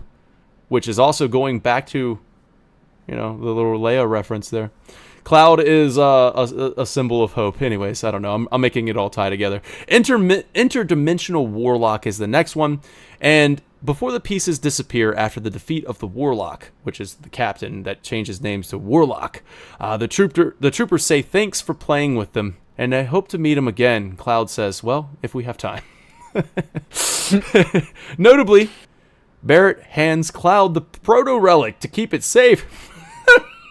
Little does he know that's a bad idea to hand Cloud something that is really important, like an artifact like that. Don't trust Cloud with an artifact like that. That's not foreshadowing. Future memories. Foreshadowing. And then Cloud is taken away to a moonlit island where the captain / warlock says, an untethered soul adrift in the void of time. This bridge is Makefast. Makefast, the definition of that, is something in which a vessel can be secured to, like a buoy. So this bridge, of course, it is a big bridge, is the anchor within the void of time. What do we make of that? There's a void of time. Is this something we really should be caring about? I don't know. But I thought it was interesting that this void, there's an anchor point right here. This is battle on the big bridge, obviously. Battle on the big bridge. What that's going to connect to. Yes, but the fact that he says a void in like the void of time, which is, I don't know, I feel like there's something there. It's time for the warrior of hypes. Get hype moment.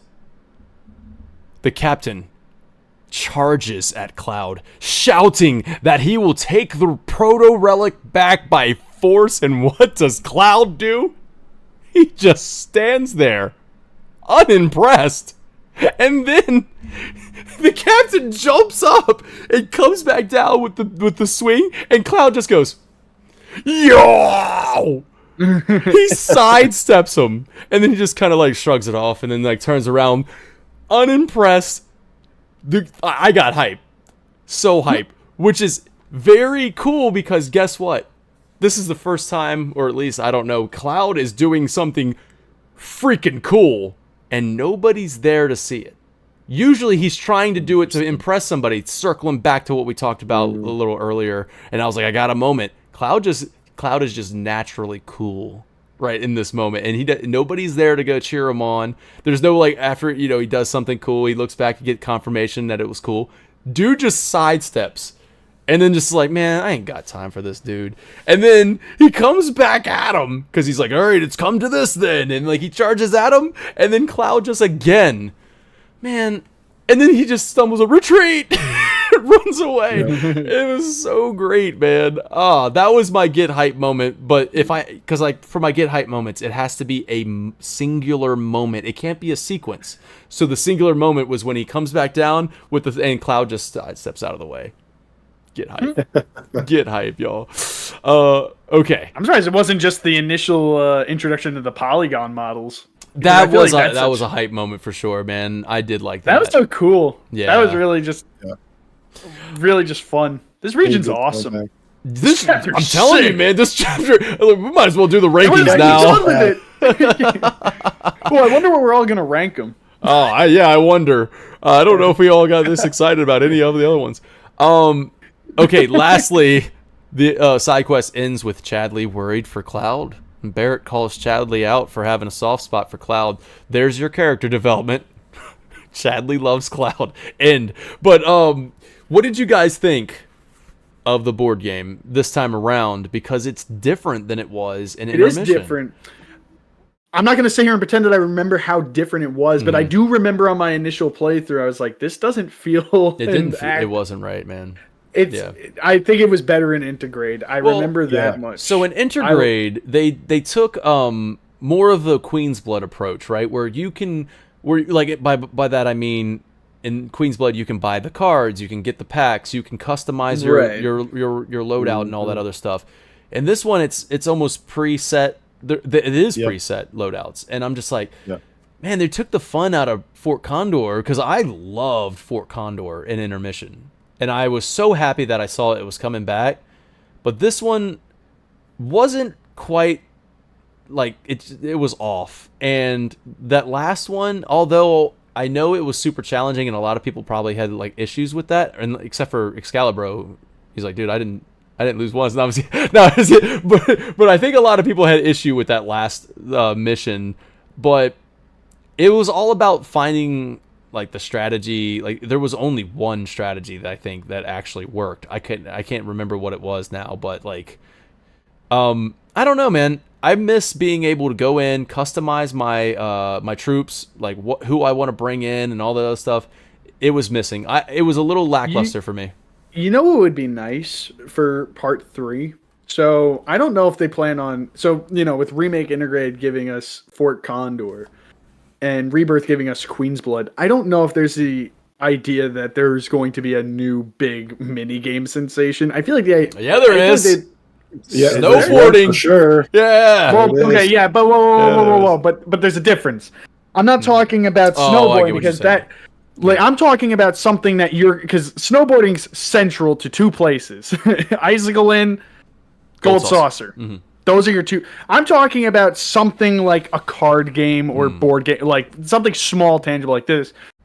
I wouldn't be opposed to that, but at the same time, you have 2 already really good ones. Mm-hmm. I would just like Fort Condor brought back into the fold. Like the actual collecting your figures. Yes. And yeah.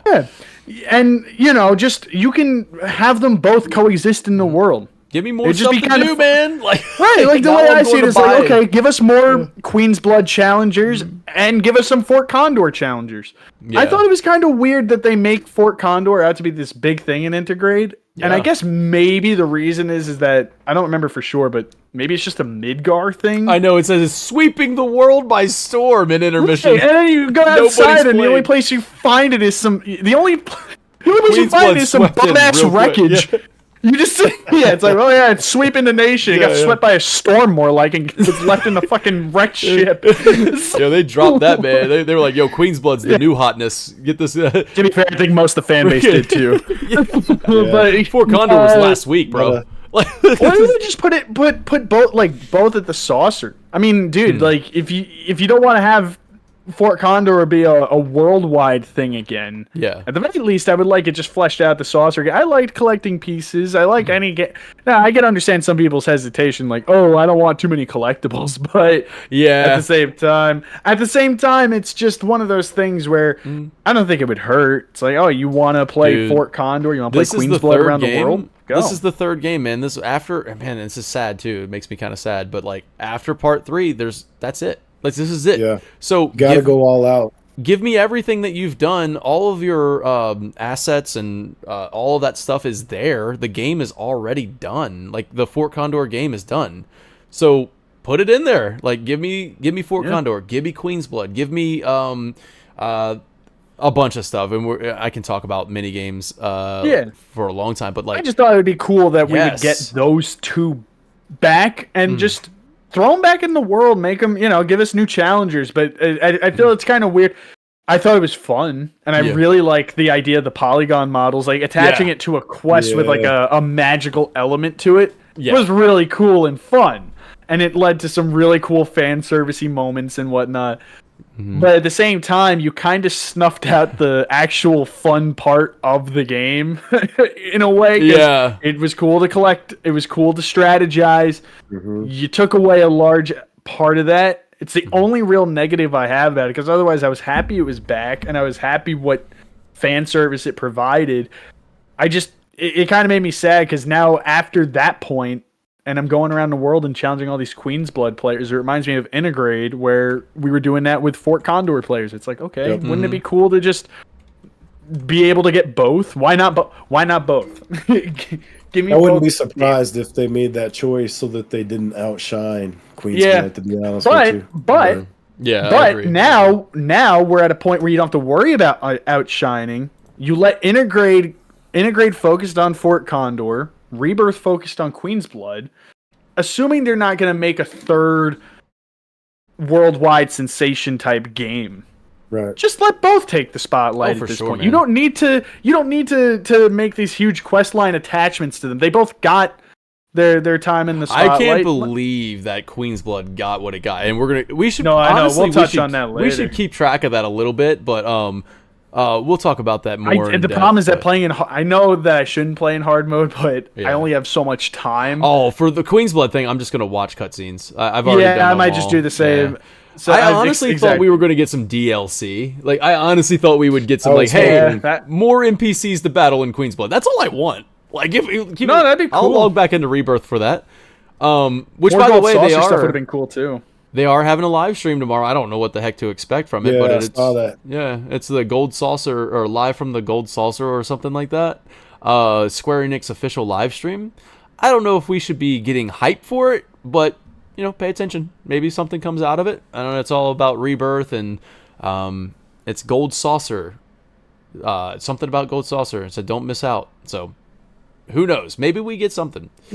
Now, I think that does it for East Blue Drew says, hey, does the Chocobo digging count as a mini game? Because we did get that a little bit in the Wainwright quest. And what do you guys think of that? Just quick thoughts. Like, you had to bring out the map, little treasure hunting. Did you like that? It cool. I feel like that's my consensus on a lot of Chocobo related stuff in this game. I don't know. It cool. Honestly, it's cool to do a stealth minigame to catch them. It's cool to go around digging with them. I don't love it. I don't hate it. I liked it to where you bring up the map, and I like being able to pinpoint on the map where it was. I would have loved it even more if it was like Sea of Thieves style once you got into that area, and then you got to find, not the Chocobo scent, but like, you got to all right, I'm seeing like a zoomed in of it, like here's the X marks the spot, where is it, and then do it. That would be fun. But I guess they were like, look, man, we're just trying to make you do a little quest. We don't want you to spend your entire day doing this. Well, yeah, sometimes you got to balance out the effort to the reward. You know what I mean? Like, for what you got to do, it's just like, all right, just shout out to Toolman. Go find a. I'm sorry. I got to shout out Toolman. Always get hype. Thank you, Toolman. Thank you. That's why he's here. That's why Toolman's here. That's the motto. Hype. I'm the warrior of hype. Baby. And listen, let me tell you, man, don't let anybody tell you shouldn't be hype. Let them say, oh, you put on your clown makeup. And you say, hell yeah, I am. I'm freaking hype. All right. And then you get excited about it. If there's nothing there, you say, I'll look forward to the next one. I'm going to get hype. All right. Stay hype. Appreciate that, Toolman. So I already shouted out the Queen's Blood Player of the Week. This is going to be a thing going forward, guys. All right. Queen's Blood Player of the Week. And then I guess next episode we got to touch on the. I'll tell you what. Maybe 2 and 3. should. Oh, no, 3 doesn't have. Who's 2s? Can it be Crybaby Ned? Crybaby Ned. Yes, yeah, we'll put him in. Yes. You forgot to call me the Queen's Blood Player for Chapter 2. Don't you think I would get it if I could? God. Oh, no, I forgot about Vash! Vash, man, come on, don't forget about Vash. Vash, my unhinged king! I love... He's not even a Queen's Blood player, but he is at heart, you know. But he is through a quest. He is through a quest, but you can't play him, it's can Ned. you? It's Ned. Oh, okay. All right. No, you do play Bash. You do. Well, he's Queen's Blood player of the week then. Okay, perfect. Yeah, Good. there you go. All right. So I love revisionism. Listen. Welcome to Final Fantasy TV. So Are we people talking about the Tifa quest. Oh yeah, we do. I think I saved that one for last. Damn, we're going long. On Okay, this good. One. Hold on, Good, we're good. gonna Other Tifa quest. Yeah, the on the hill right with the condor. Yeah. All right. So let's talk about that in just a second here because I want to shout out a few things. The first thing at the Crow's Nest, since we're over here anyway, the people preaching about how the waters are tainted and green and no longer beautiful would have really been more impactful if the waters were not beautiful. I thought that too. I walked over and I looked and I was like, they're not green. They're not green, yo. This green, is actually a beautiful vista. Actually, I'm looking out at this beautiful water. Like, I know. Need you to look at this eye chart. You know, like, what did they look like before, man? Because these are immaculate. Like, these waters look so good. Like, what are you talking about? I don't know. It's weird, and it sucks because it really drives home a point of what Shinra's doing and how it's really screwing things up. But it's supposed to look all green and tarnished. But like, and when you go. Like, in the under Junon, I can maybe kind of make that work where I'm like, okay, yeah, the waters look a little weird. But then this guy who says this is literally at the Crow's Nest. And he goes, I quote, look at it. Look at the ocean. So Yeah, dude, no, I'm not seeing it, man. Thing. Nah, it looks fine. I don't know what you're talking about. So that was one thing I was like, man, it would have really gone a long way if you showed me the world in like this really bad state, avalanche propaganda. East Blue. We're gonna be pro Shinra around here. Where's the mug? Where's the mug? There it is. He's got. Oh my! Clink. Cheers. Man, we high-fived and cheers this stream. Yes. Oh man. Anytime we start spitting again, Wiley, I want a nice cheers. Yes. So there's also a group of people just sitting down getting high. Yeah. Just like amazed at the size of the sky. Man, this game has it all, bro. This game has it all. They're just like, yo, it's so big. The sky's so big. And that was Aerith the first time out. Yeah, they're all actually residents. They weren't high, Dan. They're all slum residents. They all just made their way to Whoa. And then there's just like lava. It's just funny. All right. Funny. So here we go. Let's do the side quest. Where is it at? I don't even think I took notes for this one, so I'm gonna have to take you. I played the whole thing. There's a lot of really good stuff in here, but I have a feeling that you guys got some really good notes that would just echo what I have to say anyway. So do we? Oh, do you not? No, do we, Wiley? This is the last one I did. I was running out of time, so we'll see. So this is the quest where you're it's the Fort Condor, right? We're gonna go bird watching. This guy really wants to see. Here we go. It's called Dreaming of Blue Sky. No. Dreaming of Blue Skies. Yep, that's the one. And I'm going to bring it up here so we can watch it. There we go. Now, interesting to note, and I'll find it, but this guy's in a wheelchair, which could be foreshadowing. So there's that right away. Go ahead and take it away with the recap, man. Go ahead and show me some recap stuff, Wiley. Go for it. Well, bro, first of all, you just napped off without even realizing it by pointing out the wheelchair, bro. I missed that. Yeah, go ahead. Yeah, because I mean, your boy's gonna be in the wheelchair later, and who's gonna be taking care of him? So let's say, basically, what I wanted to point out is they're sort of continuing this villainization of Shinra, right? They shot this old dude in the back when he was running away. Now he's paralyzed, right? He's rescued by the Condor, which is basically like become sort of this symbol for the area. Why was he do we? He doesn't. He doesn't know. I know he doesn't know. Yeah. What doesn't he know? What now? why was he rescued by the Condor? Oh yeah. I almost wanted to call into question if it was even, and this is going to sound like a stretch, but I almost called into question if it actually happened. As weird as that sounds, like if he was just bleeding out and got delirious and like, I don't know. He doesn't even know why he was rescued by the Condor, but it almost seems to me like you could, and again, this is a reach, and I know this is a reach, but you got a guy bleeding out and he's just delirious and holding on to hope, and in his mind creates this image, and now it's his symbol of hope going forward. A lot of Junon's message, like this whole chapter, has a lot to do with hopeful messaging and whatnot. Yep. I'm not saying that that's what happened to him, but it's kind of strange because a lot of what this guy says, I mean, one of the first things he says is, oh yeah, the Condor's not harmful to people, and the first thing we can see the Condor do is scoop somebody. Right. So like, I don't know, like I just something about like his whole story made me wonder, like why did the Condor save him? Is the Condor like what do you guys have any thoughts on why that happened, or is it just a Final Fantasy moment, certified Square Enix moment? I guess we'll find out if that black robe figure's alive in part 3, right? That's true. I mean, he could have probably just took him back to the Roost. Maybe taking him back to Fort Condor. Maybe there's a doctor there. Who knows?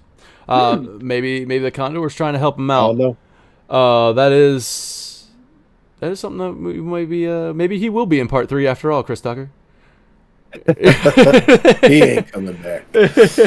Yeah. He might be. So you're trying to chase down this cow. You run into a mystic dragon, which is kind of cool because I believe the mystic dragon or this same creature was in the Mithril Mines in the original game that you run into. At least it looks very, very familiar.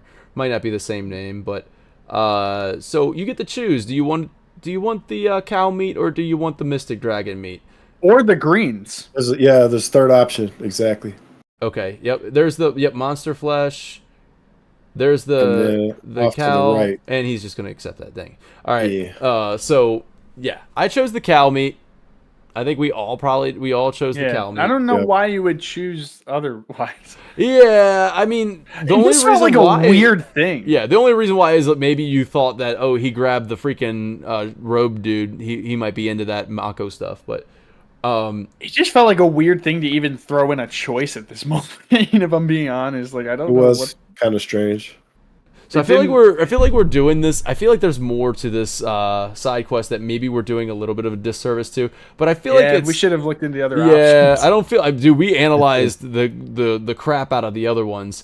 But other than the fact that like, hey, it's a dude in a wheelchair. That could be foreshadowing what happens in the future, memories. And the Condor, we get this. We get this nice little scene here with Tifa and Cloud, and I think that is probably the heart of this side quest. So let's take a look at what Tifa says here. She's sitting here, and by the way, I broke the camera for you, man. She is literally sitting with a camera up her butt. Like, I mean, this camera is like digging into. I'm like, dude, that has to be uncomfortable. You're sitting on top of a camera right now. But so she said, "Gotta say it's nice." Kind of, looking up at the sky. Beats a steel one. So they're it's interesting that Cloud said, well, that there you go. I don't know why, I just find that really interesting that Cloud's the one that says that, because that on the surface almost seems like something Tifa would say, and then you think about it, because it's weird that Cloud would have any sort of sentiment or thought on this, because it's not really like him.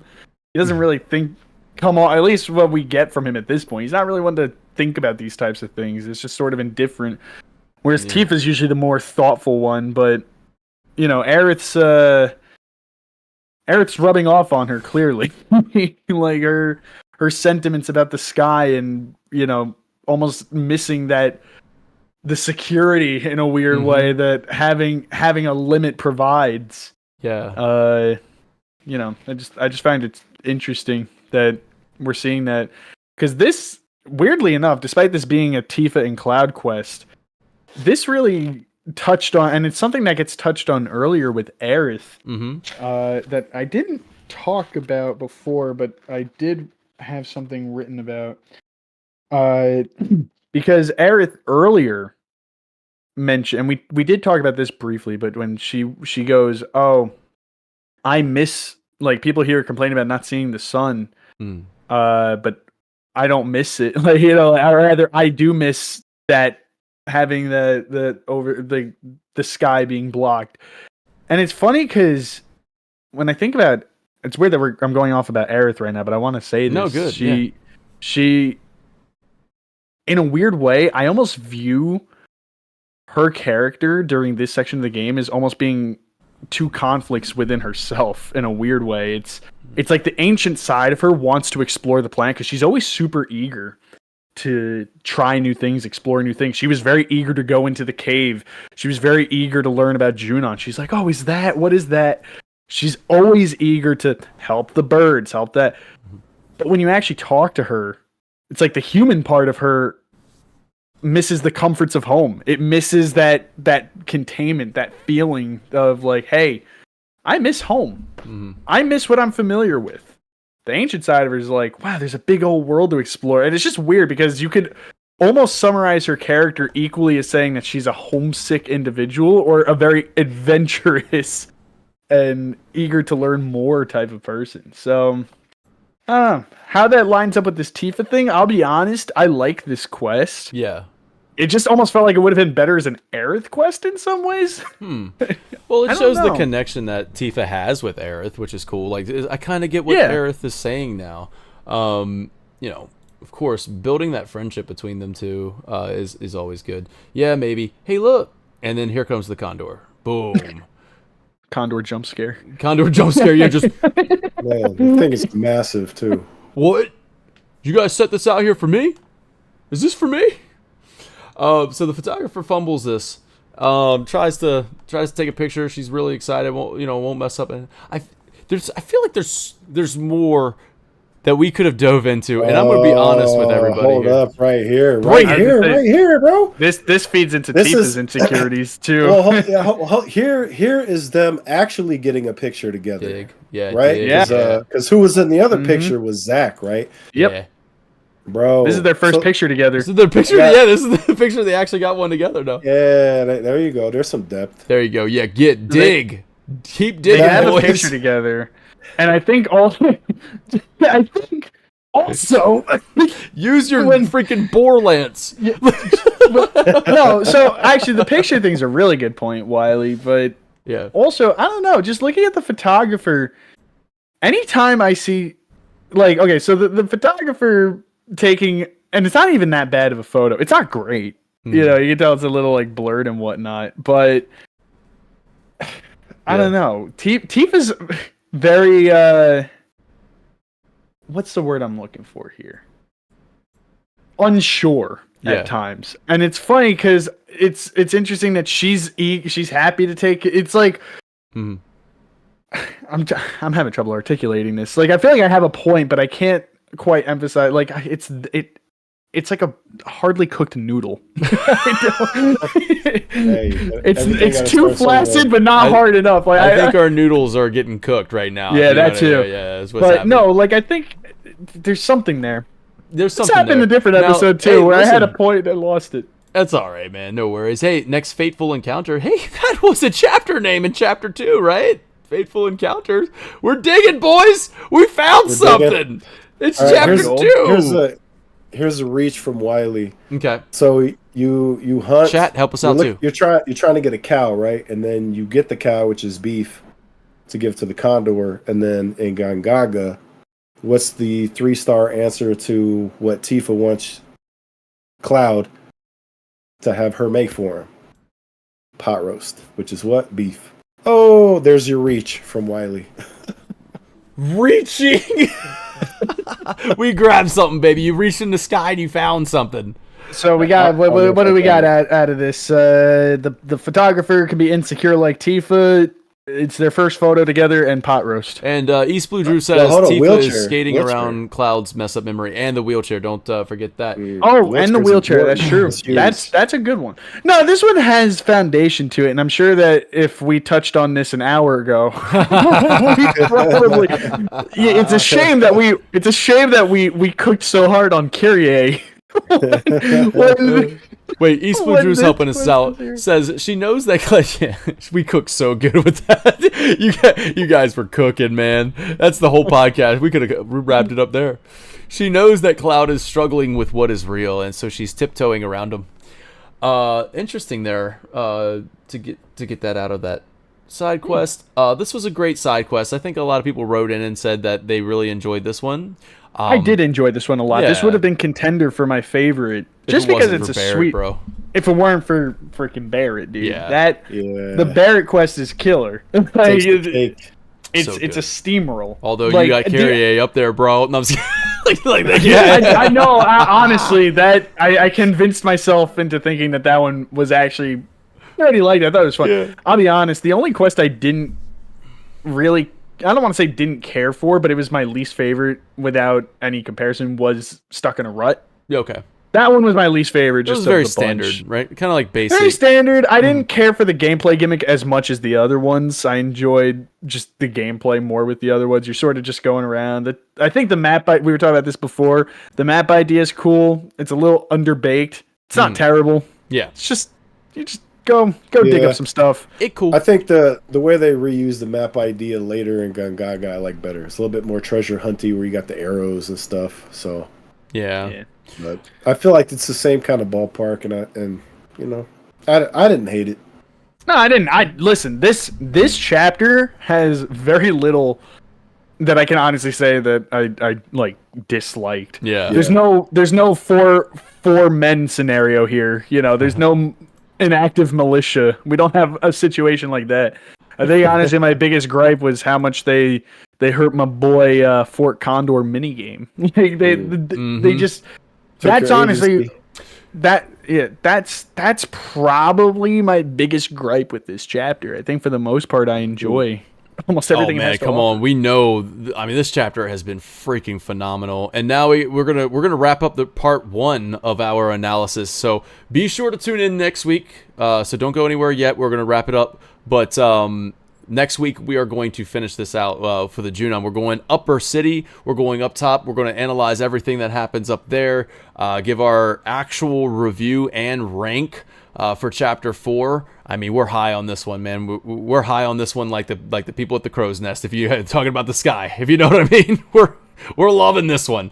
So tune in for no surprise, really. Oh, wait. What? Uh-oh. This isn't really all that interesting now that I read it. Hold up! Never mind.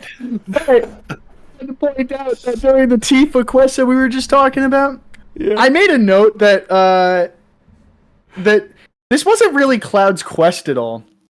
He hardly interacted with Colin or any of the people. It was like almost Cloud just had to be the vessel because you're the player. Yeah, that's true. It almost felt like if Tifa had any sort of agency as a character in this, from a gameplay standpoint, like this was her quest. Yeah, like it just was almost entirely her quest. Just wanted to throw that out there since we were a little underbaked on on thoughts on that. Hey, I'll take it. Like, just throwing shit at the wall. Hopefully it sticks. So, all right. Anyway, let's wrap this shit up. So let's wrap this shit. Yo, 4 hours is our limit, man. We can't talk any more than that. We start. Unless it's about Kyrie, apparently. We could, though. We absolutely could talk more. No, we could. I think that one also just Could you needed imagine a bit more if we did both segments today? You No. guys wouldn't have gotten that you sweet breakdown of like Oh, my Kyrie's side quest. You wouldn't have gotten all that juice. If you know what I mean. So what do you mean? You wouldn't have gotten 8-hour videos off the table. You wouldn't have gotten Sextus Preparatus, bro. Like, I mean, you wouldn't have gotten that. We would have had to skim through this real quick. All right, let's get back, because Priscilla suggests that Mr. Dolphin get them up to the ship lift. Now, I'm so happy, like I said earlier, I'm happy they kept this into the remake trilogy. I almost was convinced it wouldn't make it, but it's here. But for the first time, Cloud needs to gain speed to jump high enough. So we get a little mini game here. So what did you guys think of this little mini game of Cloud riding the dolphin? We get more of this mini game later on, but this was a little tease of like, here's the how it's going to work when you come back. What did you think of that? You like that? Like going through the hoops, collecting the balloons, jumping the ramps. You like that? I like it.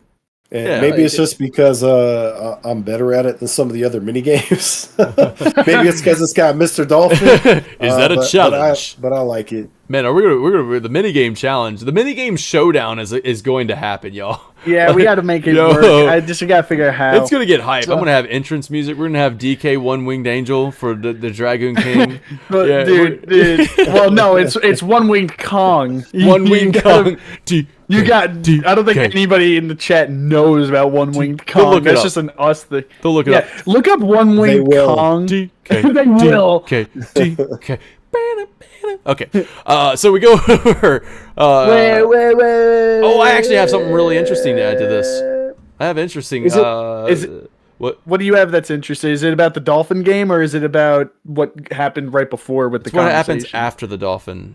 Okay, so I just want to say something about right before, because this is something we see with Aerith's character, and I just think it's cool. Okay. Aerith talks a lot about her loneliness in this game. She talked about not having friends. Like, we see that later in Nebel when she's at the War Tower. And the reason I bring that up, like her talking about wishing she had a friend, is because we see clues to just these types of things. Not from just what she says, but also just in how she acts around people. This whole situation here, I don't want to say it's socially awkward on her end, but when Priscilla throws up the promise thing, which is in context of this world, seems like a pretty normal thing to do. And Eric's like, huh? She's just so socially perplexed by certain things. Right. And I don't have other examples right now, but there are other examples that I do recall seeing of her just being outcasted or different or, and it's interesting because unlike, say, someone like Cloud, who's socially awkward by nature, not always by practice. In fact, actually, Cloud's almost the polar opposite. Cloud's the type of guy that's socially awkward when you talk to him, but he can bust out a move he's like a freaking dance star and party animal. Right. Well, not just breakdancing, but also at the honeybee. Cloud is good at social interactions. He just doesn't like them. Whereas it feels like Aerith is almost like the polar opposite to him in that regard. Where he likes. Well, she loves to meet and talk with people, but in multiple times. I mean, there's something later with Yuffie. I think at the airstrip with Sid, and she's just like, what, do they not teach you anything? She doesn't have the same background that a lot of people do. Yeah. She's just always been kind to herself, and it's cool seeing her kind of learn and explore the world. I just enjoy really that. Cool to see that. You're so right about that. It's almost like I don't know, babies first all the time. Like she's seeing it with all fresh eyes. Being able to. That's why she's having so much fun out here on this. That's why there's so many mini games. That's why it's all about having fun right now. Because Aerith wants to enjoy life, like Brianna White. It's also said, why she's right. It's all. Oh, what did she say? She said something about how Aerith teaches us that life is short. So yeah, I think it's also. Yeah. Oh, I'm sorry. It's just I think it's interesting that it also plays very well into her homesickness. Yeah. Because at the same time, she loves learning and playing and having fun and just taking in the world. And that's what I said earlier. It's like the ancient and the human part of her are almost in this conflict. One part of her overwhelming or she knows what she has to do. Maybe I know she's lost a lot of memories, but I feel like she still knows what she has to do. In a weird kind of way, I feel like she still knows something. I don't know. Not good is going to happen to her. Definitely something weighing on her. Yeah. Now this moment here, this is what I was talking about. This is what I wanted to shout out. Yeah. Now, man, Excalibur, it sounds like you're on the same page. I was actually kind of excited that I found this. Now, when Cloud does this move, it is the same exact move that Cloud does in Remake during the reactor bombing, when the Mako reactor is blowing up, and he the bridge falls, and he like jumps off the bridge. Jesse. Right in front of Jesse. He does the flip and everything. He lands it, and she goes, "Okay, now that was cool." That was in Remake. And when he does it here, he gets that little subtle smile, just like he did in Remake with Jesse. Watch, same move, flip, and then flip again, get up to the thing, and land, hero landing, and then look, the smile. Smile. He knows he's cool. And he looks down. He sees reassurance from his friends down. Yeah, I was cool. Yep. Yeah, I'm cool. So he gets that reassurance down there from his friends on the shore. And that's why we brought it, like when I was talking about Gilgamesh future memories there, the captain. But yeah, so when he sidesteps him, I was like, nobody's there to see that, and he's just being naturally cool. But this one, I think, was very intentional to kind of be that callback to when he did that in front of Jesse, and Jesse was like, now that was cool. He gets that same smirk on his face. So maybe he remembered. Now another callback to the whole Midgar thing, like to build on what you were saying, but in a very different way. This is another instance of Barrett saying, "This is all you, Merc," similar to what he did going into the cave. And I notice now at this point, whenever Barrett's saying, like, usually when he's calling him Merc, it's playful, but it's also like it's like, hey, you go do the thing I don't feel like doing. I'm like, my ass ain't getting thrown up by a dolphin. Real quick. Right. Real quick. Yeah. Tell me why. Come on, Red. You almost burned Tifa's eyebrows off here. Why are you in the front? You're the dog with a flaming tail, and you're going to get in the front of the boat? You're going to burn somebody's face off, Red. What are you doing? What are you doing? My boy's doing nothing wrong. Why are you coming at him for this? Okay, Doggo can't help it, bro. Why are you in the front? You have a flaming He's excited. tail. Get in the back. Dude, he's mentally 16. Remember that. The wind in his face. Which is actually what I have in my notes. I said I said it does play off of the fact that he's actually still a child, and you can tell he's having fun, like getting on the front, like he's excited to be in the front of the boat. But I was like, my man had a flaming tail, almost just burnt Tifa. Tifa almost got in the boat and just got burned face off. Come on, man. Now, so love it. So Aerith waves at you and says, "See you at the top," and that means we will see you at the top next week, and that will be the end of our analysis of this chapter, of the first part of this chapter. I hope you guys enjoyed this one, and if you did, please like it, subscribe, all that other stuff. The 5 super chats, I want to say a big thank you to everybody who super chat contributed to the goal. I'm going to go ahead and do it anyway for you. I'll be bald next week. So I can get into the bald bar and have a drink with Rude. It's going to happen. So no hair. All right, y'all, take a look. It'll be gone. It'll be gone next week. If I wanted to really drive up those super chats, don't you think I should have done this whole podcast without the hat on so people could see my hair? And they're like, dude, yeah, come on, Dan. What are you All right, doing? Run it back. Run it back. Come on. You guys are cool with that, right? Everybody in chat? You cool with sticking around for another 5 hours? Well, we got more lore to drop on Kyrie, y'all. Like, we got more. It gets deeper than you know. But anyways, this has been a lot of fun. Thank you so much, Toolman, for saying it's a good stream. I really appreciate that. Once again, fill out the survey. I will post it on the VOD of this. Yes, that means you have to return. I'm sorry. I should have had it ready. But once again, it seems to be a trend. I'm not ready. I'm changing the prerequisite. Everybody who I might need a bigger whiteboard. Instead of the first person, just anybody who comments Chocobo Cavalry. I'm throwing your name on the board. On there, nice. That will be all the members of my Chocobo Cavalry. If you want to be in Dragoon King's Chocobo Cavalry, you gotta comment Chocobo Cavalry. So, that's great. You'll end up on my board. You'll end up on my board that you can't read shit from, but just know you're there. I'll give you a shout out at some point next episode. Yo, Bigglesworth said it was one of the few mini games that they actually liked. So if you turn off the motion controls, it becomes absurdly easy to get high score. Mr. Bigglesworth, I did not even know about the motion. I think I might have automatically turned off motion controls on the mini games. So I think that was just something I did right away. I think I turned them on by accident. Whoops. And then turned them back off. I think you just have to push in the left stick or whatever. Nice. I didn't know that. Now you know. There you go, everybody. So thanks so much for... Okay, I was just kind of reading back up. East Blue Drew said, did you do the Junon marching minigame next week? Next week, baby. And we'll have reviews and ranked. Where are we going to rank Chapter 4? Who knows, right? And then we'll also have our accolades and awards like Best Music, Best Battle, all those good stuff too. And we're also going to have postcard of the chapter postcard. That's going to be from Dragoon King. We're going to have the Queen's Blood Player of the Week. It's going to be fun. It's going to be some good stuff. Anyways, thanks so much for watching this video. And sticking around for so long. I've seen so many of you in chat that stuck around for this entire thing, and it still amazes me to this day. Every time we do this, when I see people sticking around, I'm like, yo, that was 4 hours, and you're still here. That's crazy, y'all. Thank you so much for watching. It's crazy. I'm still here. Yeah. Hey, speaking of, thank you so much, Dragoon King, for being a part of this.